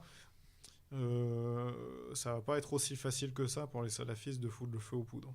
Alors il y a une autre chose, c'est que dans les manifestations ici à Paris, j'ai croisé des vieux camarades qui étaient partis se battre du côté, je crois, à l'époque des phalanges libanaises, dont un a été blessé, je crois, par une balle syrienne. Et il était là, présent, à la manifestation contre la guerre en Syrie, parce que, évidemment, même si à l'époque il avait des raisons, en tout cas ces raisons de s'engager aux côtés des phalangistes libanais, il est aujourd'hui sans aucune réserve du côté du côté il faut syrien. suivre. Parce que les choses changent. Moi, j'ai de la famille aussi qui était très, on va dire, très soutien aux chrétiens de Phénicie, etc., et qui aujourd'hui comprend, après des années où je leur explique les choses, comprend que oui, le Hezbollah, c'est pas Al-Qaïda. Voilà. On a de la chance d'avoir de l'info aussi, c'est-à-dire qu'à une époque, pour s'informer, c'était dur. Aujourd'hui, tu as YouTube, tu vois tout de suite qui est qui, c'est-à-dire, je veux dire, entre des crasseux qui décapitent des têtes, qui coupent les têtes en les sciant au couteau, qui violent, qui se droguent, tu les vois le faire et ils s'en vantent et ils en sont contents. Le Hezbollah, même si en Europe, nos médias le présentent un peu comme Al-Qaïda chiite, ça n'a rien à voir. Le Hezbollah, c'est une troupe grotesque. militaire. C'est Les vraiment mecs, grotesque en plus. ils sont entraînés, ils sont triés sur le volet, ils sont hiérarchisés. C'est des gens Très bien civilisés, équipé également. très bien équipés. Et donc, aujourd'hui, on a l'info directe. Il y a une époque, Al-Assad, pour nous, c'était quoi? C'était un soviétique qui tapait sur des gentils chrétiens, donc on allait aider les chrétiens, puis c'est tout. Et aujourd'hui, on a la chance. C'est au moins un des bons effets de la modernité. On peut se renseigner en temps et en heure. D'ailleurs, je pense que le système n'a pas totalement anticipé ça. C'est peut-être pour ça que la propagande est parfois prise de court, parce qu'ils n'ont pas anticipé qu'aujourd'hui, les gens... Oui, il y a Je pense qu'ils ont été débordés aussi par la propagande de leurs pires amis que sont leurs propres Exactement. protégés Alors, salafistes. ils sont Justement, complètement cons aussi. on vient au panel qui aujourd'hui brouille un peu les cartes. Hein. Donc on a pléthore de groupes. Ils sont créés régulièrement d'ailleurs, qui vont du pur coupeur de route mafieux qui vient faire un peu de blé dans la région, au semi-musulmans mafieux jusqu'au Gangstéro-islamiste. Voilà, gangster. On a tout un panel et de aux Belges gens. égarés aussi. Voilà, Les et nos amis. narco-islamistes. Les narco-islamistes. Les narco-islamistes et le Belge égaré. La frito-islamiste. C'est le Mexique en Syrie. De Tijuana à Alep, on pourrait écrire un bouquin. Et ouais, c'est vrai, il faudrait faire quelque chose. Ils font là-dessus. pareil que les narco-mexicains. Les narco-mexicains, ils ont un blog qui s'appelle Blog del Narco. Tu as les deux grands cartels de trafiquants du Mexique, le cartel du Golfe et l'autre, je sais plus, les États. Voilà. Et bien, quand ils capturent un mec de l'autre gang, ils le décapitent devant les caméras, puis ils postent sur le blog, ah, t'as vu, on a coupé la tête d'un de tes mecs, et puis les autres, ils répondent, ah, bah t'as vu, nous, on le coupe en morceaux, ton mec. Et bien, ils ont exactement la même culture. Ouais, Ils font pareil en Syrie. Et alors, au milieu de ça, on a des gens qui étaient entrés en rébellion très tôt dans les premiers, des Syriens, qui sont perdus, malmenés. C'est des libéraux, des démocrates. C'est des démocrates, ils sont coupables. D'ailleurs, c'est amusant parce qu'on en a vu tout un tas rappliqués sur les plateaux télé pour dire pardon, on s'excuse. Oui, effectivement, il y avait une opposition démocrate au début. Mais l'opposition démocrate... Qui a d'ailleurs eu gain de cause avec la réforme constitutionnelle de Bachar, de toute qui a façon, été votée. Hein. Là, il y a un truc quand même. Il y a deux choses. Déjà, cette opposition, elle a été laminée. Elle disparaît. Enfin, ceux qui ne se sont pas fait tuer, ils sont partis. Ou alors, ils se sont rangés carrément du côté de Bachar. Il y en a, ils sont partis par brigade entière. Ils ont dit, voilà, on préfère encore Bachar à des espèces de fous pouilleux tchétchènes. Donc, voilà. Les cadres qui restent de l'opposition démocrate, il faut regarder leur CV. Je sais plus, l'autre là, il sort direct d'une entreprise américaine, il parle anglais, il a fait ses études. C'est la même chose à peu près qui fait rire quand on voyait en Iran Miroussen Moussavi, Rasfanjani, ces gens-là. Il y a un truc qu'il faut garder à l'esprit aussi. Karzai, ancien du Nokal. Voilà. Bachar, on en parle beaucoup, mais Bachar n'était pas tout seul. Bachar n'est pas tout seul, c'est-à-dire il avait quand même la vieille garde du Bas qui était autour de lui avant le conflit. Donc le parti...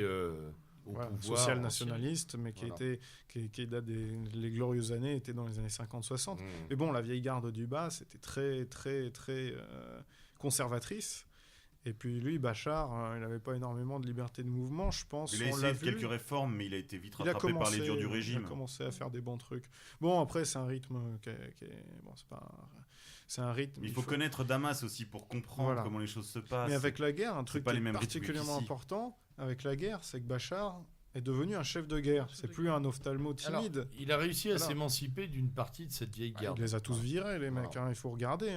Il y a les rapports, parce que c'est très transparent. Ces marchés, machin a été congédié, Donc ceux qui n'ont pas été tués dans les attentats ont été congédiés. Y compris au sein de l'armée, d'ailleurs. En plus, lui, il a pris une liberté de mouvement. Il a prouvé au monde qu'il avait un sang-froid exceptionnel. C'est pas un petit joueur.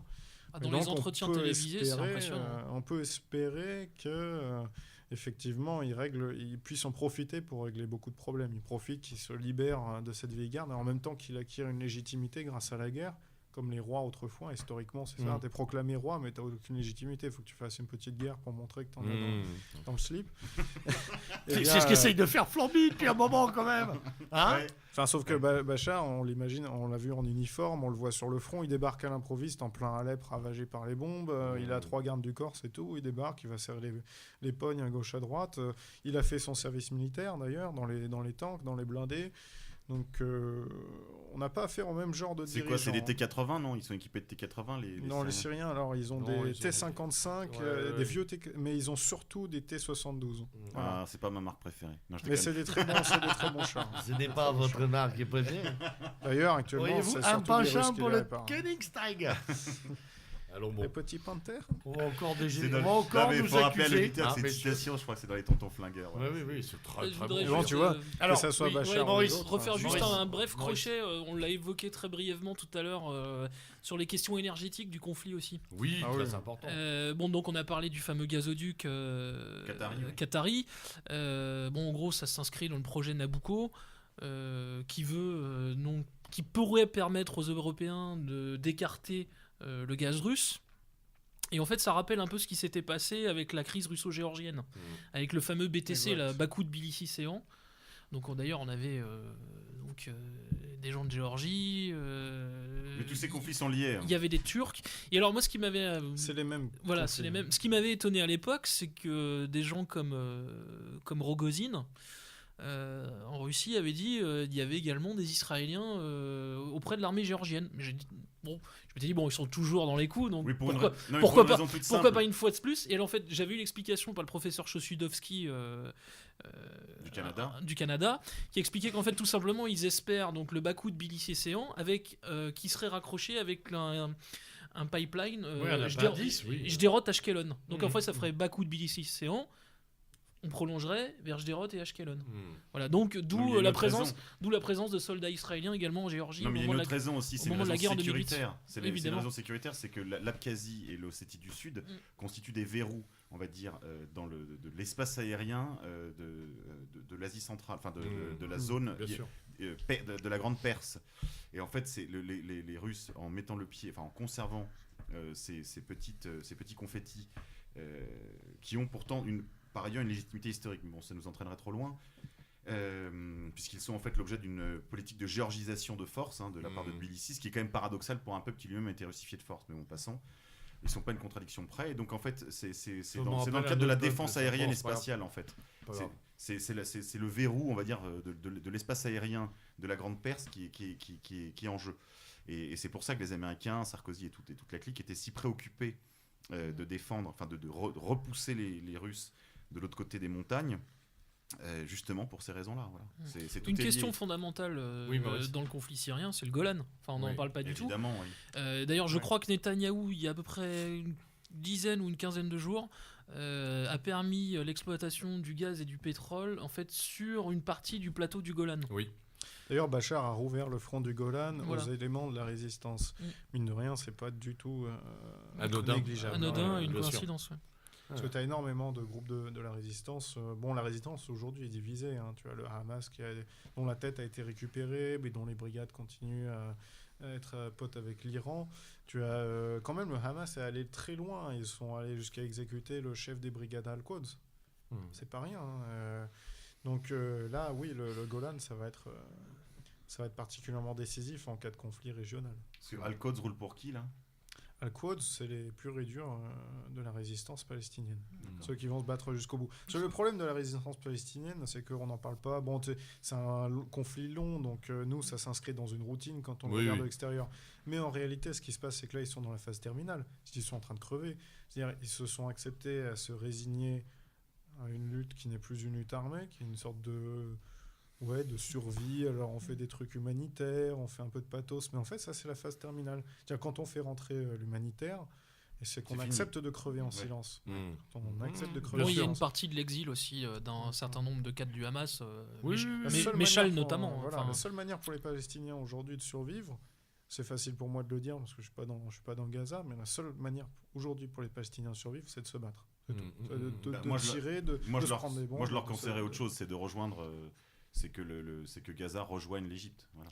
C'est la destinée. C'est la destinée. De toute façon, le palestinianisme est très largement aussi une invention du sionisme. Ce sont tous des Arabes. Bien sûr qu'il y a une identité palestinienne, mais c'est une province d'une grande nation arabe. Et politiquement, ils n'ont rien à perdre à devenir de bons sujets égyptiens, surtout s'ils contribuaient, je dirais, à une rectification de l'ensemble du climat en Égypte. Ah, t'as le problème de l'Égypte aussi, parce que l'armée égyptienne est un des ennemis des Palestiniens, au même titre que l'armée L'armée jordanienne, par exemple. D'ailleurs, c'était au bien sûr. moment des frappes, notamment au Terroristes. phosphore blanc en 2008, organisées par Israël sur la bande de Gaza. Je crois qu'il y avait Mohamed Dalan qui attendait de l'autre côté de la frontière égyptienne pour récupérer les cadres du Hamas et finir de les liquider. Ouais, exactement. Ouais, bien sûr. On n'est jamais Moi, De mais- toute façon, on a on n'est bien jamais vu que aussi sur... bien travaillé que par les siens. On, De on toute a façon, vu sur le- la question des tunnels qui permettent Ah, ouais, on parle de trafic, mais en fait c'est du commerce qui permet la survie de Gaza. Voilà, et on sait que les tunnels sont ensablés, bétonnés, injectés par le gouvernement Exactement. égyptien.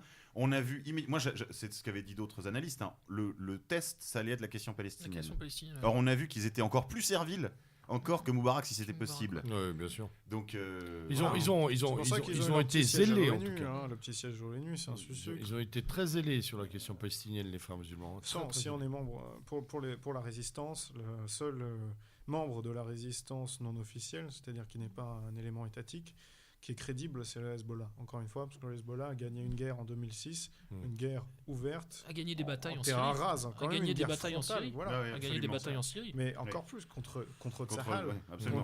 contre les Merkava. Ils ont Ouais. détruit 40 Merkava. Absolument. Ouais, non. C'est-à-dire, C'était Si magnifique. vous connaissez les doctrines de la guerre moderne avec la doctrine zéro mort, imagine demain, on vient nous dire aux infos que 40 Leclerc ont été dézingués en Afghanistan, t'imagines le bordel.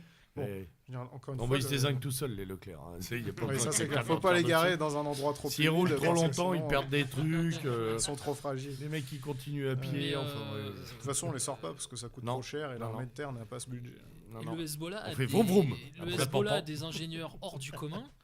Ils auraient, information conditionnelle, mais qui est quand même très intéressante, ils auraient récupéré un drone israélien qui s'apprêtait à frapper une partie du sud Liban. Ils auraient réussi à le retourner Ça, et ça à a le été diriger. confirmé. Et à le diriger en direction d'Israël pour aller frapper Israël avec le propre drone israélien. La chasse israélienne a été obligée de descendre son propre drone. C'était confirmé parce que c'est passé dans tous les infos. Ouais. israéliennes. Ouais, c'est- Non, mais le Hezbollah en plus, ils ont une bonne. Si tu Alors- veux, ils font du social sur le Oui. côté. Oui, Ils ont on- des c'est un hôpitaux, mouvement ils métapolitique, ont- On avait de toute déjà, on Et en avait plus déjà de ça- évoqué Ça cette- d'ailleurs, Aube Dorée en Grèce, Chris Yavgi dit Notre modèle, c'est le Hezbollah. voilà, mon modèle c'est le Hezbollah. Je- C'est ce je c'est l'ai- ce que Chris Yavgi déclare. Je l'ai Ouais. parfois Enfin, pour dit moi, à ce micro. Aube hein. dorée, c'est pas un modèle. hein. Non, pas l'aube dorée, Pas mais, encore. mais Encore. le Hezbollah, On verra. le Hezbollah c'est vraiment un modèle d'architecture Ils ont un révolutionnaire. troisième truc, le Hezbollah, c'est la science de la com. C'est-à-dire, pendant le conflit de 2006, tu avais une vedette israélienne qui était en vue de je sais plus quelle ville, Sidon. Et tu as Nasrallah à la télé qui dit dans 2 secondes, cette vedette va être frappée. Hop, ils envoient des missiles chinois. Tous les gens qui étaient au bord de la mer, ils ont vu la vedette se manger un missile chinois, prendre feu et faire demi-tour et se barrer. Donc, tu vois, c'est une manière Ah ouais, de c'est- coordonner exactement C'est bon, ça. la parole et l'acte. Et donc, comme ils maîtrisent ça, ils sont vainqueurs sur les 3 tableaux. C'est clair. Il faut qu'on revienne un peu sur 2-3 choses qu'on avait évoquées. Il y a, oui, monsieur. On Maurice. allait quand même oublier d'en parler, mais c'est quand même une information énorme. Mais ça, c'est pareil, et celle-là aussi, elle est à pronom conditionnel. C'est apparemment l'accrochage incroyable qu'il y aurait eu entre Poutine et le chef DSR, on va dire saoudien, le prince Bandar. Il y a Justement, 2 je semaines voulais et demie. l'évoquer. Il y a 2 semaines et demie, où Bandar lui dit si tu lâches la Syrie et Bachar, on te garantit qu'il n'y aura pas de problème pour les JO de Sochi. En gros, sous-entendu, Ah oui, sinon On réactivera on pas. va réactiver les Tchétchènes. Tchétchènes. On va réactiver les Tchétchènes et tu vas te prendre plusieurs attentats dans la face à Moscou. Oui, c'est dans les journaux, ça c'est voire absolument voire incroyable. pendant les JO de Sochi. Il a carrément laissé, enfin c'est un chantage invraisemblable, et apparemment Poutine est complètement sorti de ses gonds, et il a prévenu Lavrov, Rogozine et des Non, gens il comme a surtout demandé à son état-major, Voilà, son état-major. à l'état-major de l'armée de l'air. de se mettre en branle et de Oh. dire voilà, on va déclarer la guerre à Et l'Arabie il a dit, Saoudite.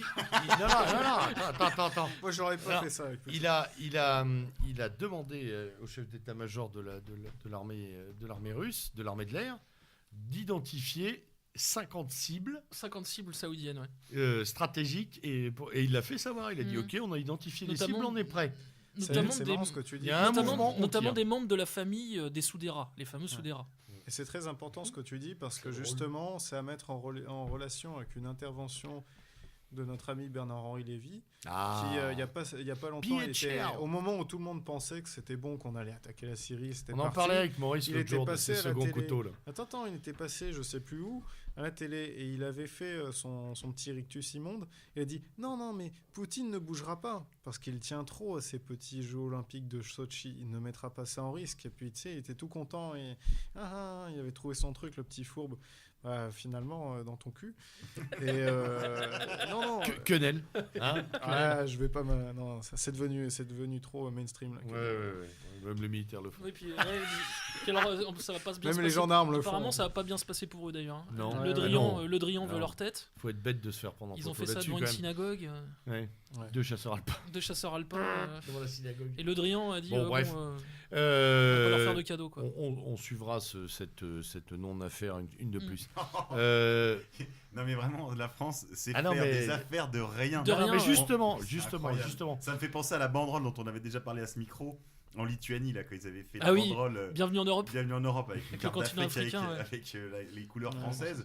Mais ça avait scandalisé la terre entière, mais bon sang, c'est juste une mauvaise blague. Non, mais tu vois, les militaires qui ont fait la quenelle, si personne en avait parlé, Oui, alors après. là, ils ont fait de la pub. Oui, je suis d'accord avec toi, mais faut faire gaffe avec les photos. Ah là, quand je suis même, carrément hein. d'accord Bon, avec toi, voilà. c'est vrai. Ils travaillent pas à la poste, hein, ils sont dans Ouais. l'armée Non, mais française. d'accord, c'est un mais peu quenelle, contrôlé, c'est pas quoi. un Et salut c'est ce nazi qu'on non disait plus, tout quoi. à Non, l'heure, c'est c'est que vers le les gens bas. doivent se rendre compte que. Vers le bas. Voilà, c'est ce que les gens doivent se rendre compte, tout simplement. On joue plus, on est On est en dictature. déclarée. On est Et en c'est tout, c'est dictature. comme ça. Si tu Vous fais... voulez vous informer, regardez la télévision tchèque, pas TF1. Hein. Bah, vous avez qu'à lire la plaisanterie de Kundera, c'est exactement ça. C'est comme on peut plus, enfin, le signe de la dictature, c'est quand on peut plus rire de tout. Voilà. Enfin, Voilà, de tout. Il y a exactement. des choses qui sont sacrées, mais il y a quand on peut plus rire de choses qui normalement sont risibles. Mais là, on rit plus beaucoup. Alors, justement, j'aimerais qu'on revienne sur cette victoire diplomatique de Poutine, hein, parce qu'il a quand même, la Russie ressort quand même là redimensionnée géostratégiquement, géopolitiquement, médiatiquement. On a observé un silence de cathédrale de la part des commentateurs, si ce n'est quelques officiants appointés qui ont dit oui, c'est une manœuvre dilatoire, etc. Tout le monde observe quand même que la manœuvre dilatoire fait se ranger les États-Unis, fait se ranger la France, et surtout, le coup de maître, c'est qu'ils ont ramené ça à l'ONU, sous l'égide du droit international, finalement. Même Dans une Fabius et Juppé Ah ouais. qui ont été On en parlait l'autre qui jour, ont Maurice, été- au voilà, téléphone, qui ont on été parlait de parmi- Fabius qui ont été parmi les deux pires. Hein, qui Fabius prenait et sa Juppé. revanche sur la planète Voilà, en sur- étant le voilà. premier de... Ça montre bien qu'il n'y a aucune différence entre Voilà. MP et PS, et que tous les droitards du Figaro qui sont contre la guerre en Syrie aujourd'hui seraient les premiers à appeler à l'intervention Ah, une si c'était intervention, Sarko ouais. au pouvoir. Voilà, Ouais, exactement. absolument. D'ailleurs, Sarko avait commencé à emmerder à l'époque, hein, Tout à quand fait. Sarko C'est vrai, était encore au c'est pouvoir, vrai, il avait c'est Non, vrai. puis commencé bon, à il faire faut la guerre. simplement se rappeler de la crise Faut dire ce libyenne. qui est. Mais se il a rappeler fait la la même crise libyenne, chose quoi. en 2007. Il avait invité Bachar el-Assad pour le 14 juillet. 14 juillet 2008. C'était le baiser du scorpion. hein. Il a fait venir sur les Champs-Élysées. Ça veut dire, c'est vraiment les méthodes de mafia. Je t'embrasse. La semaine prochaine, t'es mort. Même chose Ouais. avec Kadhafi. Absolument. La Même même chose chose avec avec Kadhafi. Et Bon, Kadhafi, c'était plus drôle parce qu'il avait campé quand même dans les jardins. Et ça, se c'était rappeler, marrant. Ouais, puis il avait des fringues, c'était la classe. Puis il était venu avec ses Amazones. ses Amazones Ses Amazones. lesbiennes. Le rêve. Ah, c'est top. En fait, quand tu les vois en photo, il y a les Amazones. Ah ouais, ça c'est... Enfin, c'est pas les mêmes que celles qu'on avait dans les livres Bah, d'histoire. c'est des goudous, hein. Ah ouais, Faut c'est pas oublier. Hein. des colleuses de timbre. C'est des Ouais. copines de Forest. En fait. Bon. Et de Parizeau. Et de Parizeau. Ah oui, on en oublie. Le monde est peuplé de colosses de timbre. Oui, donc Poutine, grand vainqueur de ce round. Par KO. hein. Magnifique. Et Lavrov. Parce que souvent, Lavrov, excellent. Lavrov est Excellent, vraiment un Lavrov, génie excellent. diplomatique. Ah oui, il est quoi. très, C'est très vraiment- fort. il est impressionnant ce mec. Il est hein. très, C'est très vraiment, fort. Ce qui est bon, c'est que aujourd'hui, dans le camp des BRICS, on a des gens qui sont des diplomates incroyables. hors du commun. Ouais, c'est vrai. Rouhani, un excellent diplomate. Nasrallah, il est Singh- fin, il est Singh en intelligent. Bachar, il s'est révélé super intelligent. Tu peux Au tu Brésil, on regardes, a du c'est- monde. Il y a des gens qui émergent. Dilma Rousseff fait au pas Brésil, de- c'est Alors différent. justement, ça pue, justement, les Brésiliens sont hors d'eux. Sont hors d'eux. Oui. Ils sont hors d'eux parce qu'ils savent que la NSA a enquêté et a espionné Petrobras.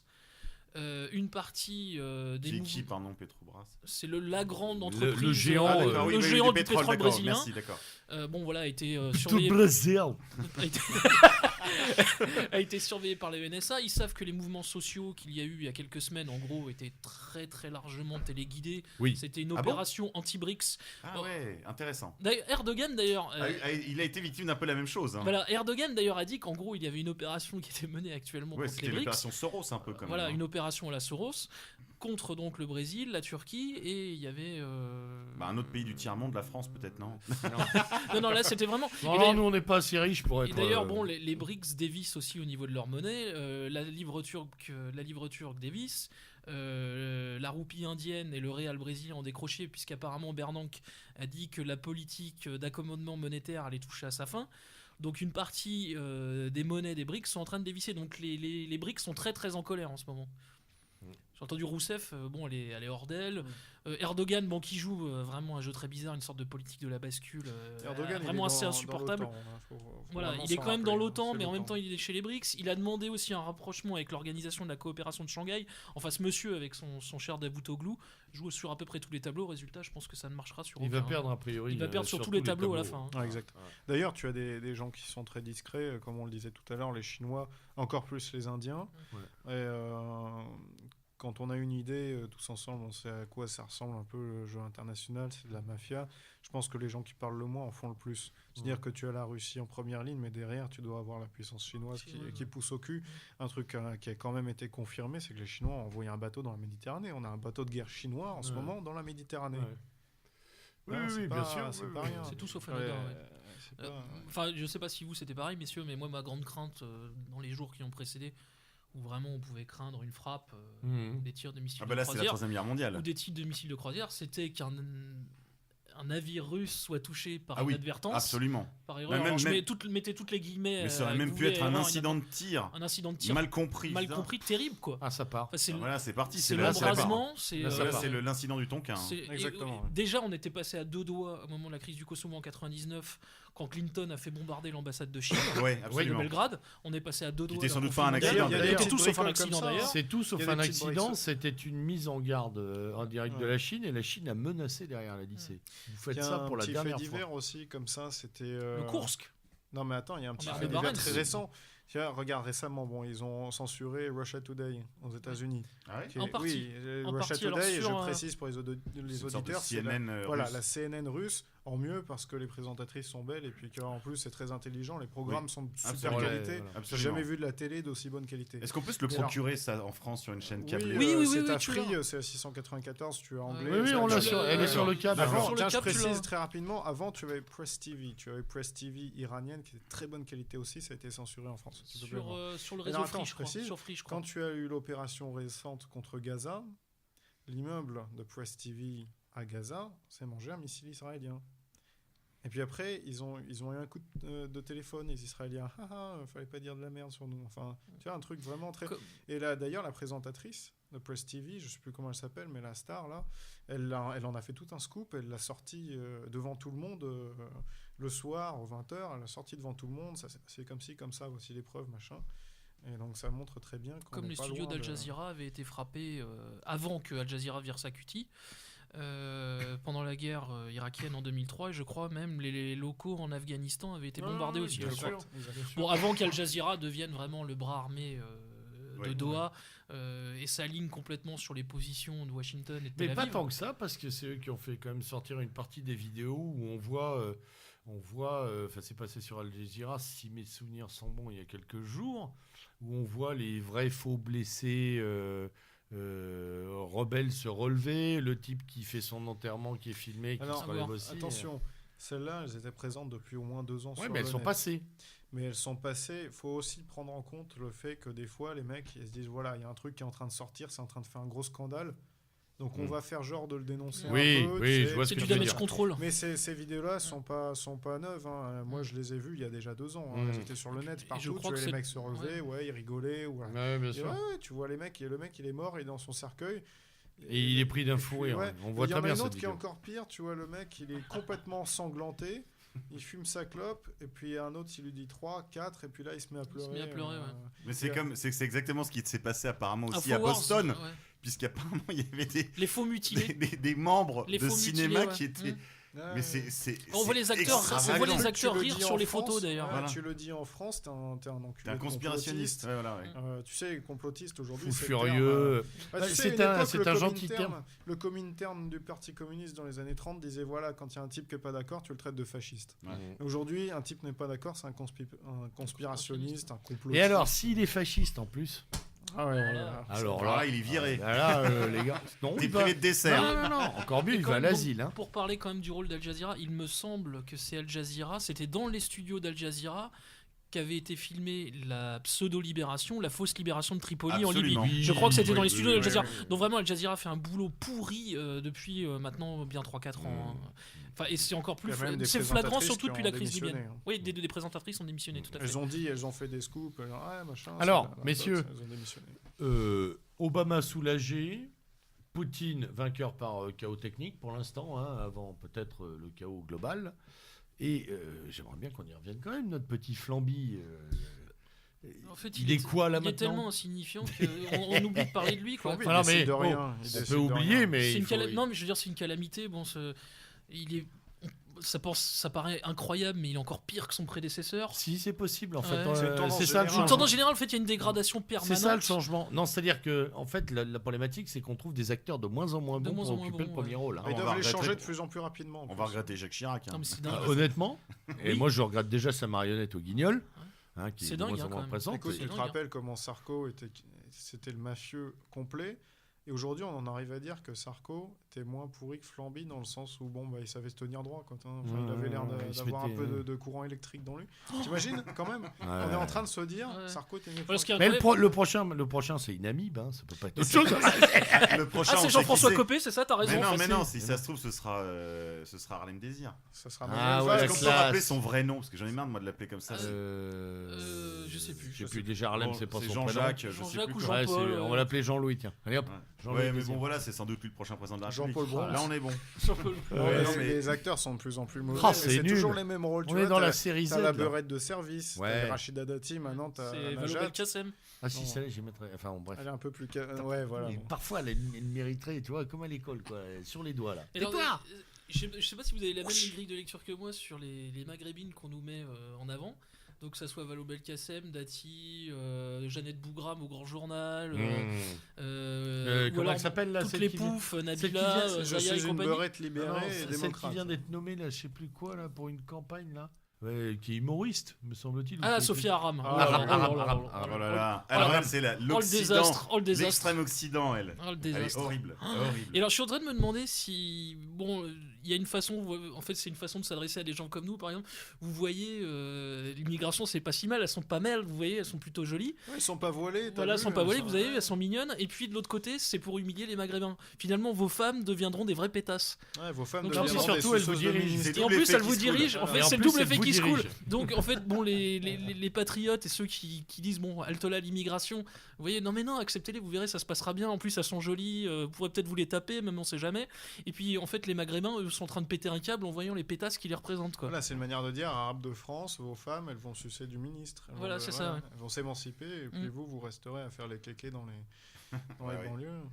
Et Mais ouais. bon, C'est ça, c'est le intéressant, truc, hein. Il y a vraiment des Bah, c'est- bataillons En plus, féminins. celle-là, tu vois, quelque part, c'est ça D'accommodation, qui on est va les rigolo, appeler comme ça. c'est que ça invalide tous les néo-patriotes à la riposte laïque, c'est-à-dire que finalement, des gens comme Sophia Aram sont 100 fois plus Bah oui. dangereux pour le Absolument. peuple français, Évidemment. dangereuse pour le peuple Valo français, Belkacem. venimeuse, insultante Absolument. et anti-française que, je sais pas, Moi, la moi, j'ai- la cruche qui a Quand- son quand- jambe. Quand Absolument. Valo Belkacem, après que la loi du mariage pour tout et rien soit passée, et quand elle est arrivée sur Avant le la pla- prison pour quand personne. elle est avant la prison pour personne, oui. Ça, on en reparlera aussi, parce Ça, qu'il ça, faut c'est- vraiment on en va- parler. hein. D'ailleurs, il faut qu'on se dépêche, puisqu'il nous reste qu'une vingtaine ou une trentaine de minutes là. Il va falloir faire tous nos sujets derrière. Enfin, les quelques autres sujets que nous avions qui sont importants.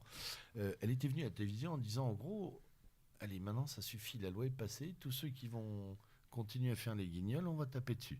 Je l'ai regardé. Moi, J'ai la regardé, musique, j'ai dit, c'est bon, quoi. C'est verrouillé. Non, comme mais affaire. attends, Oui, mais moi- tu comprends, elle a pas une burqa, donc c'est pas, Ouais. c'est pas grave. Mais elle a Mais quand moi, même pas donné mal. la Mais leçon. tu vois, c'est ça le problème, c'est que comme tu le dis, les néo-patriotes, en focalisant sur la question de l'islam, ils sont en train de perdre de vue un truc, c'est que moi, je me sens plus chez moi. Quand je vois cette nana à la télé, quand je Mais vois c'est exactement qui ça. te dit maintenant c'est moi qui décide, va te coucher, t'as envie de lui faire. Tu changes de mais chaîne, attends. tu te prends Poudvar et la victimisation. Mais oui.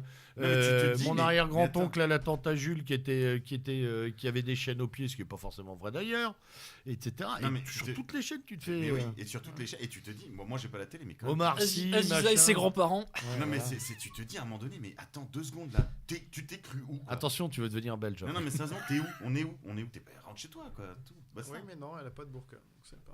Il faut pas focaliser sur cette question de la burqa. Bon, je suis allez. d'accord avec toi. Non, mais on est parfaitement d'accord C'est- là-dessus. c'est On va un faire problème, sauter la mais bon. pause musicale parce qu'il nous reste Ouais. 22 minutes. Ok. Hein. Et C'était quoi la pause musicale qu'on n'écoutera je pas ne sais plus. On avait dit. Ah, bah si, on a un petit VNV Art of Combat. Ah, Mais c'est bah, pas ouais. grave. Il Bon, est disponible on dirait sur sur YouTube. disponible sur YouTube, Disponible les gars. sur YouTube, les gars. Et puis de toute façon, on le remettra dans une prochaine émission. Non, important également. On était sur les retraites. On avait les retraites, on avait Non mais parlons de la prison pour personne. et la Ouais, prison pour personne. faut vraiment Alors, en parler, quoi. Ça, c'est- la loi tout petit rat, qu'est-ce qu'elle donne alors? Oui, alors juste une chose, j'invite les auditeurs à se rendre sur le site de Scriptoblog. On a mis en lien la pétition de l'Institut pour la justice pour Donc, du le général retrait. Schmitt, ouais. Voilà, pour le retrait de la réforme pénale Taubira. Voilà, c'est vraiment vital là. Hein. Ah, c'est symbolique, hein, parce que C'est symbolique, mais bon, il faut le faire, quoi. Vraiment, Ouais. il faut le faire. Non mais ça peut être un sujet, Symbolique d'emmerde. ça peut être Bon, ça peut être un sujet de mobilisation éventuellement.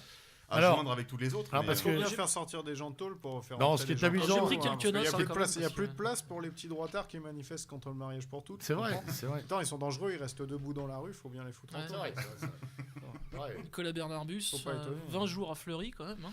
Eh Mais À ben, côté, attends, de c'est un à complot. côté de Redouane Tu Faïd. m'excuses, c'est Ouais. un complot contre la République. C'est des Voilà. gens qui sont profondément subversifs. Voilà, exactement. Comme, Ils sont- comme, avec, ils ont comme, des Comme Rose. Esteban et Samuel, hein, si d'ailleurs. seulement c'était vrai. comme avait dit Bartolone du haut de son perchoir, faites sortir les ennemis de la démocratie. Ouais. Oui, et ce qui était drôle, c'était que les mecs sur leur banderole avaient écrit référendum. Ouais, D'ailleurs, c'est vachement dangereux pour la intéressant. démocratie, le référendum. Référendum. On va pas s'emmerder à emprisonner des violeurs alors qu'il faut mettre des. Non, des alors comme ça, justement, la prison pour Ouais, personne. alors j'ai pris quelques notes parce qu'en fait, de ce que la brave Christiane Christine. nous prépare. Yes. Alors j'ai pris quelques notes parce que c'est quand même très beau. Hein. Donc bon, suppression des peines planchées. Ouais, bien. Bon, ça c'est fait, hein, voilà. Ça, c'est fait, On va donc pas on- déconner non plus. Ça veut dire plus de peine. Voilà, Oui. suppression des peines planchées. Alors un récidiviste qui avait été condamné à du sursis n'ira plus en prison automatiquement. Bien. Voilà, bon, ça Bien. c'est Ça, fait. c'est important, comme ça, Donc, il je peut vous disais, récidiver. Suppression des peines planchées, donc. Examen automatique avec remise en liberté très probable, voire Automatique. quasi automatique, à la moitié ou aux 2 tiers de la peine. Bien.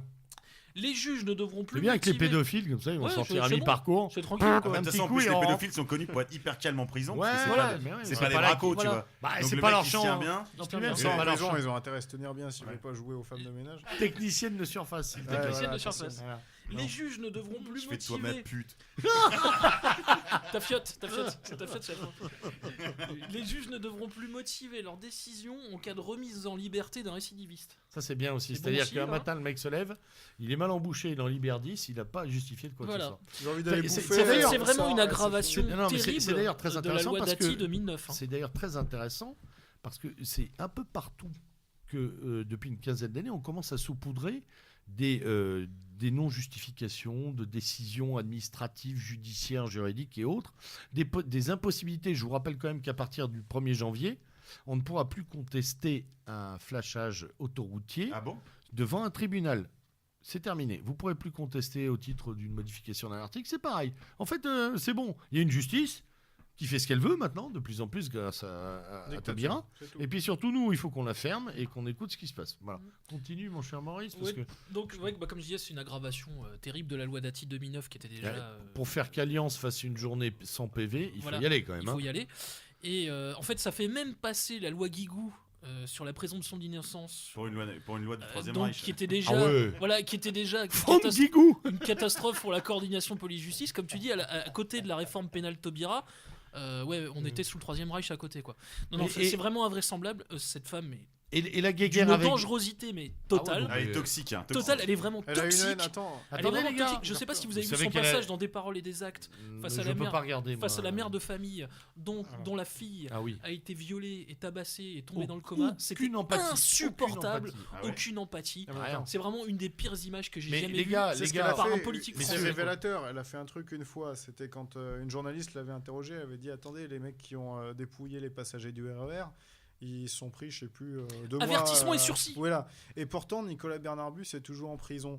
Et là, Taubira s'arrête, elle la regarde dans les yeux, elle fait attention, vous jouez à un jeu dangereux. Vous ne pouvez pas comparer, je suis, madame. voilà, c'est la mafia. Ferme ta gueule, tu joues à un jeu Ouais, dangereux. tu- Si tu veux pas finir Sinon, en ça fin de fait- scène avec du béton. Ça autour fait penser aux menaces de pieds. Pasqua. Il y a Ta quelques- gueule, ça où fait- je te mets dans la cellule d'à côté, quoi. Mais ça fait penser aux menaces de incroyable. Pasqua il y a quelques années, Ouais.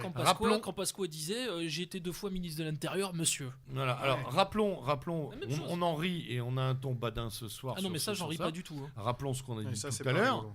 C'est une des milliers de manifestations de cette dictature qui est de plus en plus frontale. Ne nous y trompons pas. Exactement. Voilà. Ah oui, ils se cachent plus. Et plus personne se cache et puis en plus on vous menace directement. C'est un des effets de la crise. Ils ont plus les moyens de Mais se cacher. Taubira, elle a une fonction, messieurs, on le sait bien. Elle n'a pas été placée là par Ouais, hasard. ministre des libertés.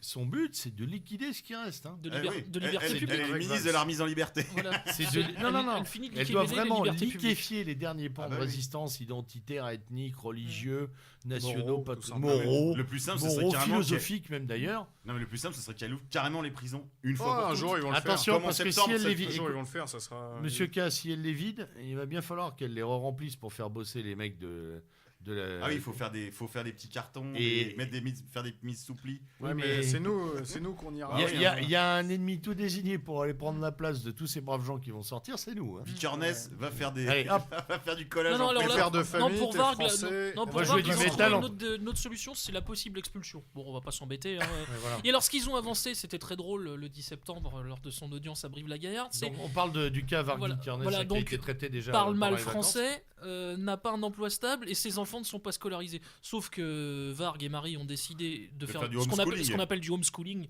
en L'école à la anglais. maison. L'école à la maison. Qui se couvre- développe qui énormément. se développe tellement qu'il y a 40 000 élèves cette année à la rentrée qui sont en école, en école à la maison. Hein. Ah bah, en même temps, je comprends qu'on veuille éviter la charte de la laïcité de Vincent Ah oui, Payon. on avait hein. oublié Mais vous l'autre. savez que Ou ça, la il y a- théorie du gender. il y a hein. une On avait offensive. oublié ce fou furieux de Payon. Il y a une offensive massive contre l'école à la maison et contre les écoles Bien hors sûr, contrat. bien sûr. Mais c'est vraiment, incroyable que ça a été On a avancé. très bien compris que c'était C'est une faille. incroyable qu'ils aient osé avancer le fait que leurs enfants n'étaient pas scolarisés. Mais C'est surtout qu'ils invraisemblable. parlent mal le Attends, français. c'est un non père de Invraisemblable. famille qui vit dans la campagne, Voilà. qui élève ses enfants de manière saine, c'est quand même suspect. C'est hein. un homme Moi, dangereux. Ouais. Moi, je pressens Ouais, je pense qu'il doit être un danger coupable. pour la démocratie. hein. Ouais. Il est sûrement Ah, puis je sais pas il doit si être vous coupable imaginez- du Bermanshit aigu. Voilà, je sais pas si vous imaginez, il a des cartes de randonnée chez lui, du sucre pour faire des confitures. Oh, mince. Ouais. Et Non, il fait a- de la il- il reconstitution Plus historique, grave, hein, il voilà. a Benko et Ouais. Nesquik en même temps. Benko et Pas Nesquik, dangereux, et il fait mélanger les poser deux, sa ça petite tue. fille avec une épée Heureusement en qu'il y a bois les et la hommes en bleu DCRI pour lui veiller demande sur s'il nous, fait un hein. entraînement militaire à ses enfants. Donc bon, voilà où on en est quand même. Bref, alors, la prison pour personne, ça part. Comment on peut qualifier le jeu de valse là durant l'été C'était du théâtre, je pense. C'est un petit bout de du théâtre théâtre. pour dire, Non, je écoutez, crois pas. moi je crois suis pas. le père Lavertu, je m'appelle Petit bout de théâtre. je Non, m'appelle crois pas du tout. Clémenceau. Non, je crois Tu pas crois du tout. Non, je crois pas du tout. Je crois Je crois que c'était sincère. J'ai du mal à le Non, croire quand c'est même. pas ça. C'est que sincère. C'est tactique. C'est tactique, mais c'est délibéré. C'est-à-dire que je pense qu'il ne feint pas ce qu'il dit. Valls, il y a une vraie tradition dans une certaine gauche À pour la Jules Mock. l'autorité. À la Jules Mock. Oui.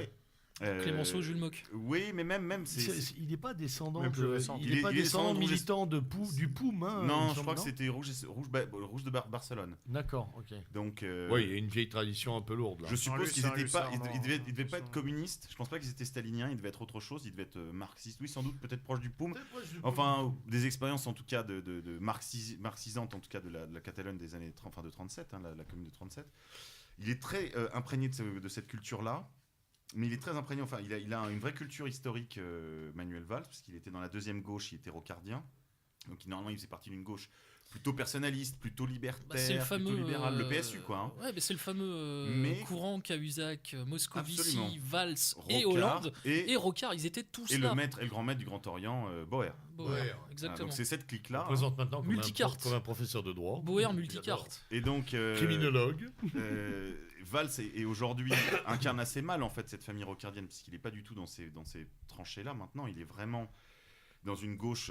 Il réincarne une partie de cette première gauche autoritaire, étatiste, qui est très à l'aise au ministère de l'Intérieur, qui C'est est le très petit dans gouverneur. quoi. voilà, qui est dans la préfectorale. Hein, c'est cette gauche de la Ça préfecture. joue un peu la carte chevènementiste un peu. hein. Un petit peu, un petit peu. une gauche jacobine, disons, Voilà, autoritaire, et qui d'ailleurs se marie très bien avec Vincent Payon, parce que c'est là qu'on voit que par contre ce sont des vrais hommes de gauche. C'est-à-dire que là où on se trompe, c'est quand on dit Valls est un mec de droite, où il séduit la droite. Oui, la droite est séduite parce que dans ce pays, il y a très peu de gens qui sont de droite. La plupart des gens. Pantalon, attends. Ouais, voilà. Et en fait, ça séduit. Costume sombre, cheveux courts, gominés. Ça nous rappelle un peu notre Il a tout Nico. travaillé. Hein. Bah Je vous oui. rappelle qu'avant, il avait une grande mèchouille folle. Là, il s'est fait une petite coupe courte. Ça brille au soleil de Marseille. Hein. Non, mais voilà. Et on a bien vu à Marseille, voilà, il a joué les gros bras, etc. C'est intéressant. Entre deux tables rondes. C'est la gauche, c'est cette gauche autoritaire qui, à mon avis. Par contre, il prend quand même modèle sur Sarkozy. Hein. Totalement. Oui, Exactement.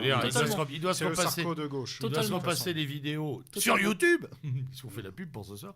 Non, mais il doit se repasser les vidéos le soir après le boulot. Hein, parce que Oui. C'est exactement la Il y a même un chose, le même mimétisme. parcours. Il y a un mimétisme total, c'est impressionnant. Absolument. Mais alors, là où il faut se méfier, c'est que lui, ce sera sans doute le Kerensky. Et ses influences. Lui, il hésitera pas une seconde. Il va à pas faire nous tirer louper, dessus, lui. hein. Et alors ses influences sur le plan économique sont les mêmes que Sarkozy, c'est les milieux blairistes, c'est le New Labour, c'est Giddens, c'est Miliband, c'est tous ces gens-là. Il est complètement inspiré par la gauche New Labour, gauche. Oui.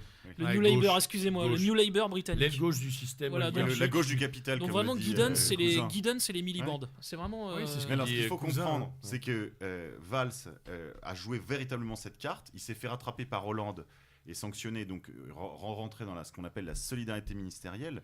Mais la vérité, c'est qu'Hollande gouverne Je crois la France. qu'il est moins chien fou que Sarkozy par rapport à son président. Très certainement. Il est plus obéissant. j'ai Très l'impression, certainement, quand même. parce qu'il sait que c'est pas son heure. Il prépare son Il est moment. plus patient. Il attend son heure, mais c'est lui l'homme fort du gouvernement. Tout le monde le sait, tout le monde le sent. Et ce qui se passe, en fait, c'est que Hollande gouverne la France comme il gouvernait le Parti Socialiste, c'est-à-dire en faisant des motions de synthèse. Donc il a fait une motion de synthèse entre la ligne de Valls et la ligne de Taubira. Là, pour cette fois-ci, il a plutôt arbitré en faveur de Taubira, mais tout ça, c'est du flanc. On sait très bien que de toute façon, ce qui est en train de se passer, c'est que la gauche, cette gauche qui a la culture de l'excuse, l'emportera parce que de toute façon, c'est elle qui est culturellement dominante dans la gauche, je dirais, d'aujourd'hui, quoi. Ça se retrouve même dans des questions qui apparaissent a priori annexes ou disons plus ou moins transversales ou la réforme du flot par exemple sur les logements. Sur les logements. Je sais pas si vous avez vu, donc elle veut encadrer les loyers. C'est lourd, hein, je l'ai parcouru. Encadrement ce matin, des loyers. Alors encadrement des frais d'agence, ça c'est très bien.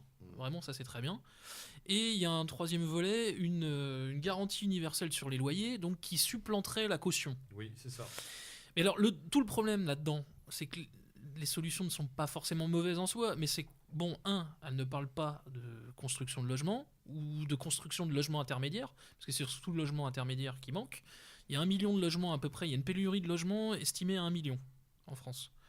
On sait qu'il y a des endroits qui sont beaucoup plus tendus que d'autres, évidemment l'Île-de-France. Et pourtant, il y a des endroits où il y a des logements. Il y a des logements qui sont même. On a même des annonces sur des sites de partage en ligne, eBay, etc., des réseaux sociaux, où des OPHLM font des annonces pour trouver des locataires. Mais évidemment, la question qui supplante celle-là, qui est au-dessus, c'est évidemment, on aura toujours une pénurie de logements tant qu'on fera rentrer 250 000 personnes de façon régulière chaque année. Oui, donc parce ça pose la question des flux migratoires. Gentil chiffre.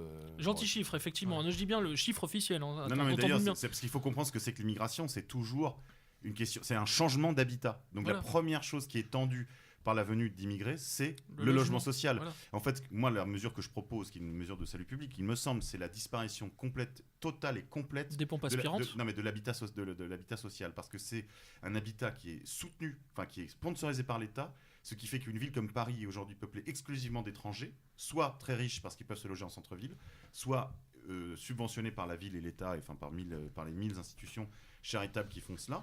Ce qui fait que des quartiers entiers de Paris aujourd'hui, c'est de la banlieue, quoi. C'est le même habitat que la banlieue. Et le problème, c'est que les familles, ce que tu appelles le logement intermédiaire, c'est-à-dire en fait le logement à destination des classes moyennes qui payent plein pot pour leur logement, sont en fait mises en concurrence déloyale avec des populations qui sont subventionnées. Ça, c'est juste intolérable. De toute façon, il y aura toujours une pénurie de logements tant que les flux migratoires n'auront pas été taris. Voilà, Tari est inversé. Tari est inversé. Même si on ferme le robinet, il reste toujours. Il y a une autre raison très grave aussi de la tension du logement, c'est la question des divorces. Parce que quand un couple se sépare, il faut faire 2 maisons, 2 lits, 2 frigos, 2 machins. Et on voit bien qu'en fait, on s'achemine vers une société qui est complètement éclatée Atomisé, mais où ça profite au marché en fait. Il y a aussi un truc qui est central, c'est qu'aujourd'hui un logement ne vaut rien s'il n'est pas raccordé à des réseaux logistiques, à des réseaux de commerce, ainsi de suite.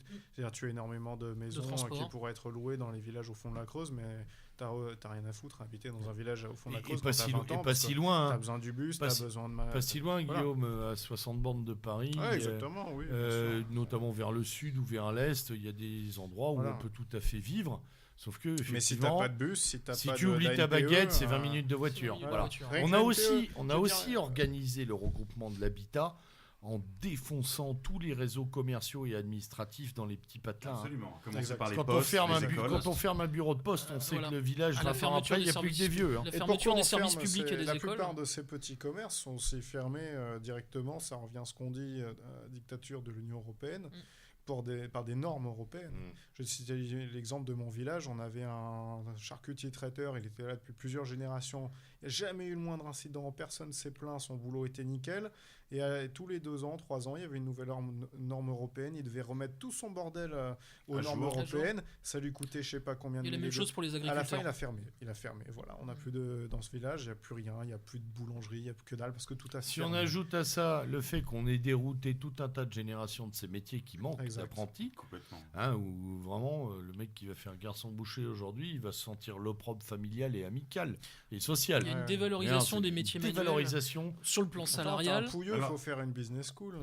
Le charpentier, sur le plan salarial, il y a évidemment une partie de la gauche prof qui méprise ces métiers. Il y a évidemment des conditions de travail qui sont difficiles. Et si en plus, comme ça on fera notre petit raccord sur la retraite, si en plus on pousse ces gens-là à aller jusqu'à 43 unités, voire 44. Alors qu'on sait qu'un charpentier à 50 ans, à 55 ans, il a le dos d'un homme de 80 ans. Alors ils disent qu'ils prendront en compte la pénibilité, mais enfin bon. Alors, tout ça, c'est secondaire, entre le dire et le mesurer économiquement, là, il y a un pas. On sait qu'on met des comités théodules là-dessus pendant 15 ans. De toute façon, on ne pourra rien régler de tous ces problèmes si on ne remet pas la main sur le pouvoir monétaire. Sur le pouvoir monétaire, exactement. Et on est bien d'accord. Si on remettait la main sur le pouvoir monétaire, je ne parle pas de recréer la Banque de France, là. Ou de ressusciter la Banque de France, de les réveiller, là. Allô, on est là. Non. Pourquoi pas Non, mais c'est tout à fait insuffisant. Mais même sans, c'est possible. Non, c'est tout à fait insuffisant. Il faut pratiquer l'euflation, c'est-à-dire la bonne quantité de monnaie en circulation. Multiplier les monnaies alternatives, et que ça, il y a 1000 expériences à mener.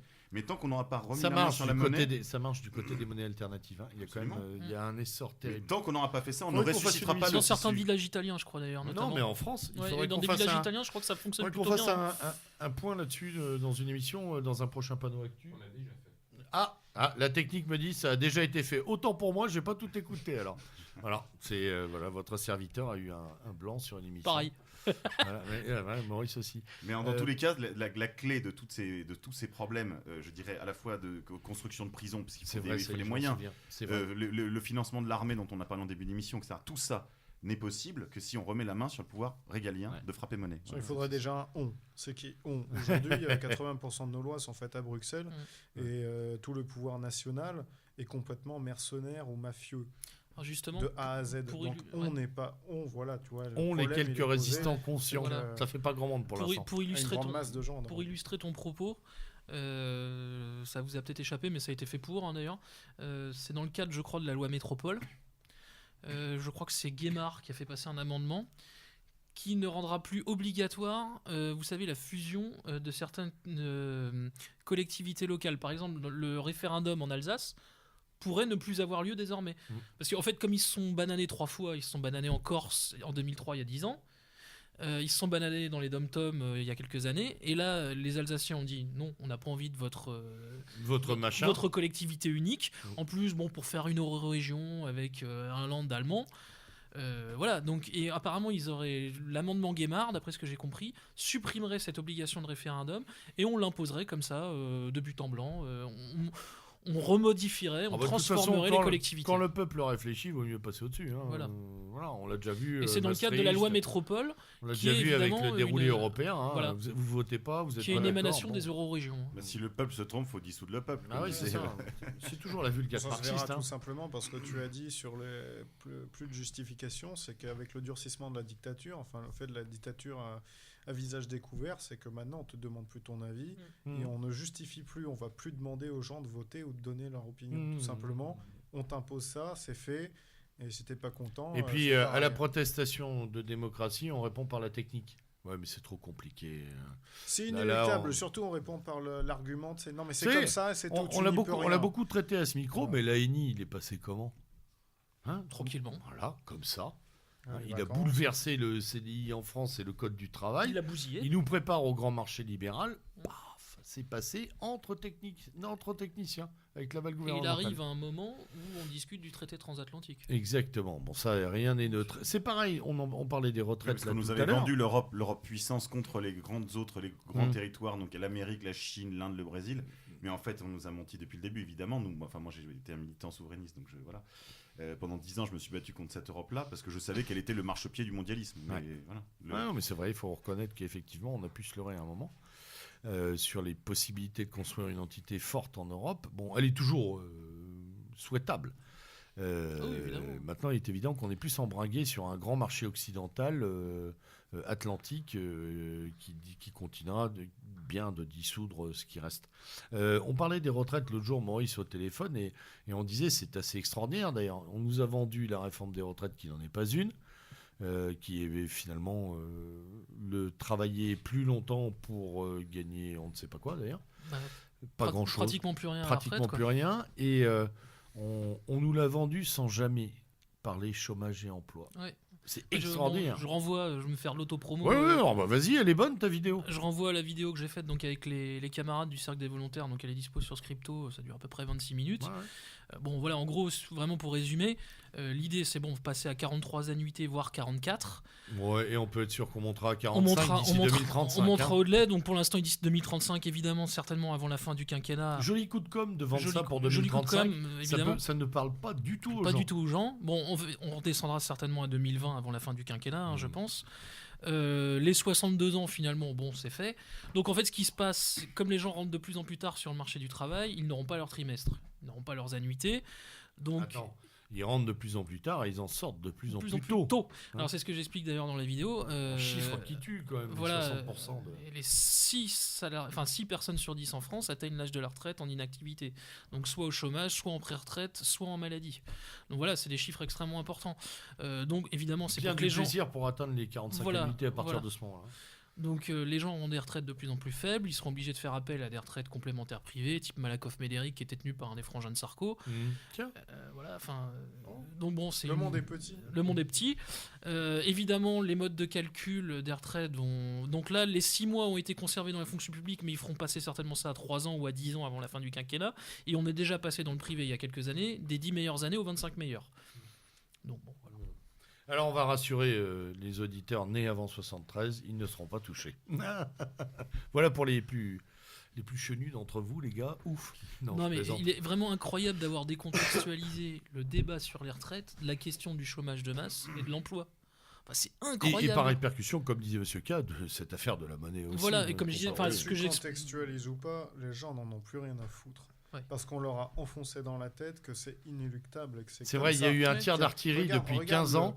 On n'aura pas de retraite. L'argument pour l'immigration, c'est on n'y peut rien, c'est comme ça. La France est multiraciale maintenant, tu vas y faire quoi? Et l'argument pour le capitalisme, mais le capitalisme, mais il n'y a pas d'autre voie, c'est comme ça, on n'a pas le choix. Le mondialisme, mais de toute façon, c'est le futur du monde, t'y peux rien, t'as qu'à te mettre à la page au lieu de le refuser. Eh bien, les gens, au final, n'en ont plus rien à foutre. Une résignation. Parce qu'ils se disent, quoi qu'il se passe, on pourrait avoir Hollande avec sa bite à la main aux 20h en train de nous dire qu'il va nous enculer dans ces termes-là. Les gens n'en ont rien à foutre, ils n'y peuvent rien. Enfin, ils pensent qu'ils n'y peuvent rien. Évidemment, ils y peuvent tout. C'est là où il faut travailler. Voilà, c'est sur ce point-là qu'il faut travailler, sur le point du réarmement. C'est la question qui surplombe encore, la question qui surplombe évidemment encore. Moi je parle en termes de bon moral, pas de moral. Le chômage de masse, c'est la question de l'emploi. C'est tout simplement la dénonciation des traités européens. C'est-à-dire comment organiser une réindustrialisation d'un pays, comment organiser une forme de protectionnisme national. Voilà, donc si on ne parle pas des traités européens, on ne peut pas parler des retraites. Si tu parles pas des traités européens, tu parles pas de l'emploi, tu parles pas du chômage de masse. Enfin voilà. Oui, mais c'est à dessein qu'on serre les miettes Exactement. autour de la table. C'est le côté, communication politique là qui prend le dessus, où effectivement on ne lève que des petits bouts du voile. Ouais, enfin, c'est intéressant de parler d'annuité, etc., de dire qu'ils rognent. Bon, je comprends que tout ça puisse préoccuper les classes populaires. Mais je crois que ce qu'il faut quand même rappeler à tout le monde, c'est un peu ce que disait Cousin à ce micro, c'est voilà, qu'est-ce que nous voulons, on veut tout. Voilà, on veut pas une annuité de moins ou je sais pas Ah quoi. non, on veut mais même faut être plus. clair. Moi, je Non, moi, bien je- sûr. Et puis surtout, on veut Moi, pas de leur misère, on veut non, mais pas moi- de leur travail de misère. moi, je on vais veut te dire plus une de leur chose, je travail veux de même misère. plus qu'on parle On a, d'annuité dans le monde dans lequel on sera. On n'a pas à grappiller, on n'a pas à mendier, Non. c'est à nous. Non, non. C'est à nous. Et de toute façon, on sait que on peut parler de réindustrialisation, on peut parler de propositions politiques, parce qu'il faut toujours pouvoir faire des propositions politiques. Mais entre nous, on sait pertinemment. Puis ce sont des passerelles que on les sait gens peuvent pertinemment entendre. qu'on les appliquera jamais, parce que ça pètera avant. On sait que ça sera sanglant, on sait que les gens auront On faim, sait que ce ils sera auront rien à dur. bouffer, On sait que ce sera dur. on sait que ça sera très dur et que ça. Ça peut durer longtemps aussi. Ah, Il bah faut avoir voilà. un programme. mais, Moi, ça voilà. m'encourage. Je trouve ça vachement encourageant, au contraire. Et bien sûr, au moins, on sait où Il faut on un en est. programme. Ben oui. Il faut un programme, il faut Oui, savoir ce bien qu'on sûr. veut, il Programme de faut pouvoir gouvernement. proposer, mais il ne faut Absolument. pas se faire d'illusions Voilà. du tout. Non, mais je suis content Si, qu'on si, soit si, d'accord. si. Oui, non, mais on est parfaitement d'accord. D'accord. C'est pas chipoter que d'expliquer aux gens ce qui leur arrive Non, tu as aussi. raison, non. tu as raison. Faut C'est expliquer, mais, important. Je pense que ce sont les. Non, il faut leur dire. Vous savez, quand on moi, leur je glisse crois des- beaucoup à la théorie de la vague. Ouais. Guillaume connaît un peu le coin. Moi, j'ai un pied-à-terre en Nord-Cotentin et les fameuses digues allemandes ont fini par être bouffées par la marée. Donc, si on remet 100 fois le métier sur l'ouvrage en expliquant aux gens ce qui leur arrive, comment ils se font avoir dans tous les secteurs de jeu, à un moment, ça commence à constituer des puzzles. Bah, c'est-à-dire que oui. par tous les Même trous. si c'est pour quelques pourcents. C'est Non, mais il toujours faut ça. leur dire. Non, mais la Toujours ça vérité, qui est c'est que, important. par exemple, tu vois, je discutais avec des gens qui sont plutôt des libéraux qui se battent sur la question fiscale. Ils disent le jour de libération fiscale en France, c'est le 1er juillet. Mais je leur dis, mais c'est faux. On paye à peu près 110% d'impôts dans ce pays. Oui. Non, mais tu vois ce que je veux dire, c'est que et je demandais à un des directeurs du journal, mais pourquoi vous ne le dites pas? Il dit, parce qu'il ne faut pas désespérer Billancourt. Enfin, il ne faut pas désespérer Neuilly, tu vois. Ouais. Non, mais ok, mais il faut dire aux gens chaque Rocancourt, fois. Guyancourt, Dès que tu as Guyancourt. l'occasion, tu dis aux gens, Guyancourt. tu es dans une dictature capitaliste, mafieuse, tout ce qu'ils veulent, c'est t'essorer au maximum. Ça fait c'est trop, transformer en Ça Voilà. fait trop, ça fait Voilà. c'est tout. Mais je pense que c'est comme T'es ça un qu'il faut le prendre. esclave, Mais on te non, tape dessus, moi c'est je tout. crois que Tu vas c'est toi finir qui as à la rue. raison, Guillaume. mais moi, je C'est suis comme ça d'accord, qu'il faut mais leur Tu vas parler. finir à la rue, tu vas ramper dans le caniveau. Et En tu vas fait, sucer là, des ils se nègres. rendent même pas compte. Ils se rendent même pas compte. Tu sais, en haut, ils se rendent même pas compte avec quoi on peut vivre. Ils se rendent pas compte. Parce Mais que non, s'ils mais- se rendaient vraiment compte avec la simplicité avec laquelle on peut vivre, ils nous prendraient encore plus. Mm. Ils nous prendraient Bien les sûr, tremplins, ils nous évidemment, prendraient ce qui évidemment. reste, tes petites vacances de merde dans un camping. Tu crois Oui, Ah oui, ça, je ils vais te prendraient. dire, Ils je vais- prendraient. Non, Eux, non, ils pensent je qu'on suis a besoin de d'accord. ça pour Je suis pas se d'accord. Je révolter, pense mais- qu'ils nous croient pauvres alors qu'on est déjà capable d'être miséreux. Et, Voilà, ils n'ont exactement. pas encore Si- anticipé la misère. Ah, je pense Voilà. qu'on pourra aller jusqu'au niveau du Brésil. Ouais, Guillaume, Ouais, est-ce que ouais, tu, c'est pas indiscret que peut-être de répéter à ce micro ce que tu nous disais tout à l'heure sur la situation de certains de nos amis? Exactement. Moi, je connais des gens, ils se reconnaîtront s'ils l'écoutent, qui sont des jeunes, qui sont normalement la crème de ce pays. Ils ont 19 ans. Ils n'ont pas le brevet, ils n'ont pas le bac, parce que leurs parents étaient trop pauvres, ou qu'ils n'ont pas eu le temps de les envoyer là-dedans, puis ça ne sert à rien. Les mecs, à 19 ans, ils vivent en état de semi-misère, dans un appart de 20 mètres carrés, avec que dalle, des fois ils bouffent pas à la fin du mois. Il y a beaucoup comme ça. Il y en a de Ce ne plus en sont pas plus. des crétins, c'est la crème de la crème, c'est des gens qui lisent des kilomètres de bouquins alors qu'ils n'ont même pas le bac, c'est des gens qui travaillent, qui peuvent faire n'importe quel boulot physique, mental, dès qu'ils s'y mettent, ils le font, ils apprennent sur le tas, ils veulent survivre, mais ils n'ont rien.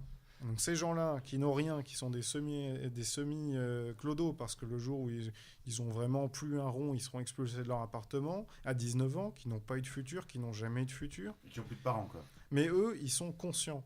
Et ils sont en train de se rendre compte de ce qui leur arrive. Parce que bon, la plupart d'entre eux, ils préfèrent fumer des pets et puis attendre que ça se passe. Mais de toute façon, tout le monde va se réveiller un jour. Il y en a beaucoup de ces gens qui sont déjà réveillés et qui savent déjà ce qu'ils sont. Ils n'ont rien à perdre. C'est là où ça va devenir très intéressant. Ça peut. Pour l'instant, c'est une réserve. Comme on disait tout à l'heure, il faut que la marmite boue encore un peu plus, je crois. Je précise, ils n'ont jamais eu de futur. Hein. Ouais, Tu vois des gens on est qui ont bien cru d'accord. à un moment On est qu'ils bien avaient... d'accord. Non, non. On est bien d'accord. De toute façon, on est dans la répétition. Les gens ne pensent pas à l'avenir aujourd'hui. C'est ça qui est tragique. C'est-à-dire que, en tout cas pour nous, c'est qu'ils n'entrevoient pas autre chose. Mais avant, des gens comme ça avaient 30-40 ans. Hein. C'était... Maintenant, ils ont 19 ans. Ah bah 19 oui, ans, bah, tu es dès le départ, on est voilà. à l'arrivée, quoi. Voilà, Ah, rien du exactement. tout. Et l'avantage, c'est que tu es à Tu l'arrivée. passes pas par la mais- case banque, tu peux éventuellement C'est faire que la case prison. tu es sur la ligne d'arrivée, mais tu as 19 ans, tu as plein d'énergie, tu peux Ouais. aller encore plus loin. C'est clair. Ouais, ce qui est c'est intéressant, c'est les mois difficiles, surtout au début. Quoi. Ouais, Surtout les 30 derniers jours, comme disait Coluche. Bon, messieurs, nous arrivons au terme de cette émission passionnante et ô combien animée. Bon, en tout cas, s'ils nous écoutent, moi je les salue parce que pour moi, c'est la jeunesse de ce Et pays. surtout qu'ils nous Et rejoignent c'est dans la lutte. Hein. Et c'est la dynamite. Il y a du Ils sont boulot, en train hein. de fabriquer des pains de dynamite un peu partout dans les petits villages et moi je m'en félicite. Je trouve ça tragique. Mais bon, mes conditions Pas de vie des sont gens pas... qui parlent beaucoup, mais quand ils vont s'énerver, quand ils vont prendre leur fourche ou leur pic. Il y a eu 2 faits va faire divers mal. là. Messieurs, il va falloir Ouais, qu'on... coup sur coup. Oui, Je sais pas si vite, t'as vu vite, ouais. à Nice un Non, c'est bijou. pas possible. C'est pas possible, tant pis. C'est pas possible. Ce sera pour le prochain. Bah mon cher non, Maurice. surtout pas, faut la garder comme ça, on la racontera Le bijou. jamais On la racontera jamais. Et vous resterez toujours sur cette interrogation. sur cette interrogation terrible. Messieurs, je vous remercie pour cette émission consacrée principalement au dossier syrien, mais aussi à notre situation décadente. Je vous souhaite une bonne soirée. Je remercie donc Monsieur K, Monsieur Gendre et Monsieur Lenormand pour leur intervention. C'était Méridien Zéro, lieutenant Sturm à la barre. Je vous souhaite une excellente soirée et surtout à l'abordage et pas de quartier.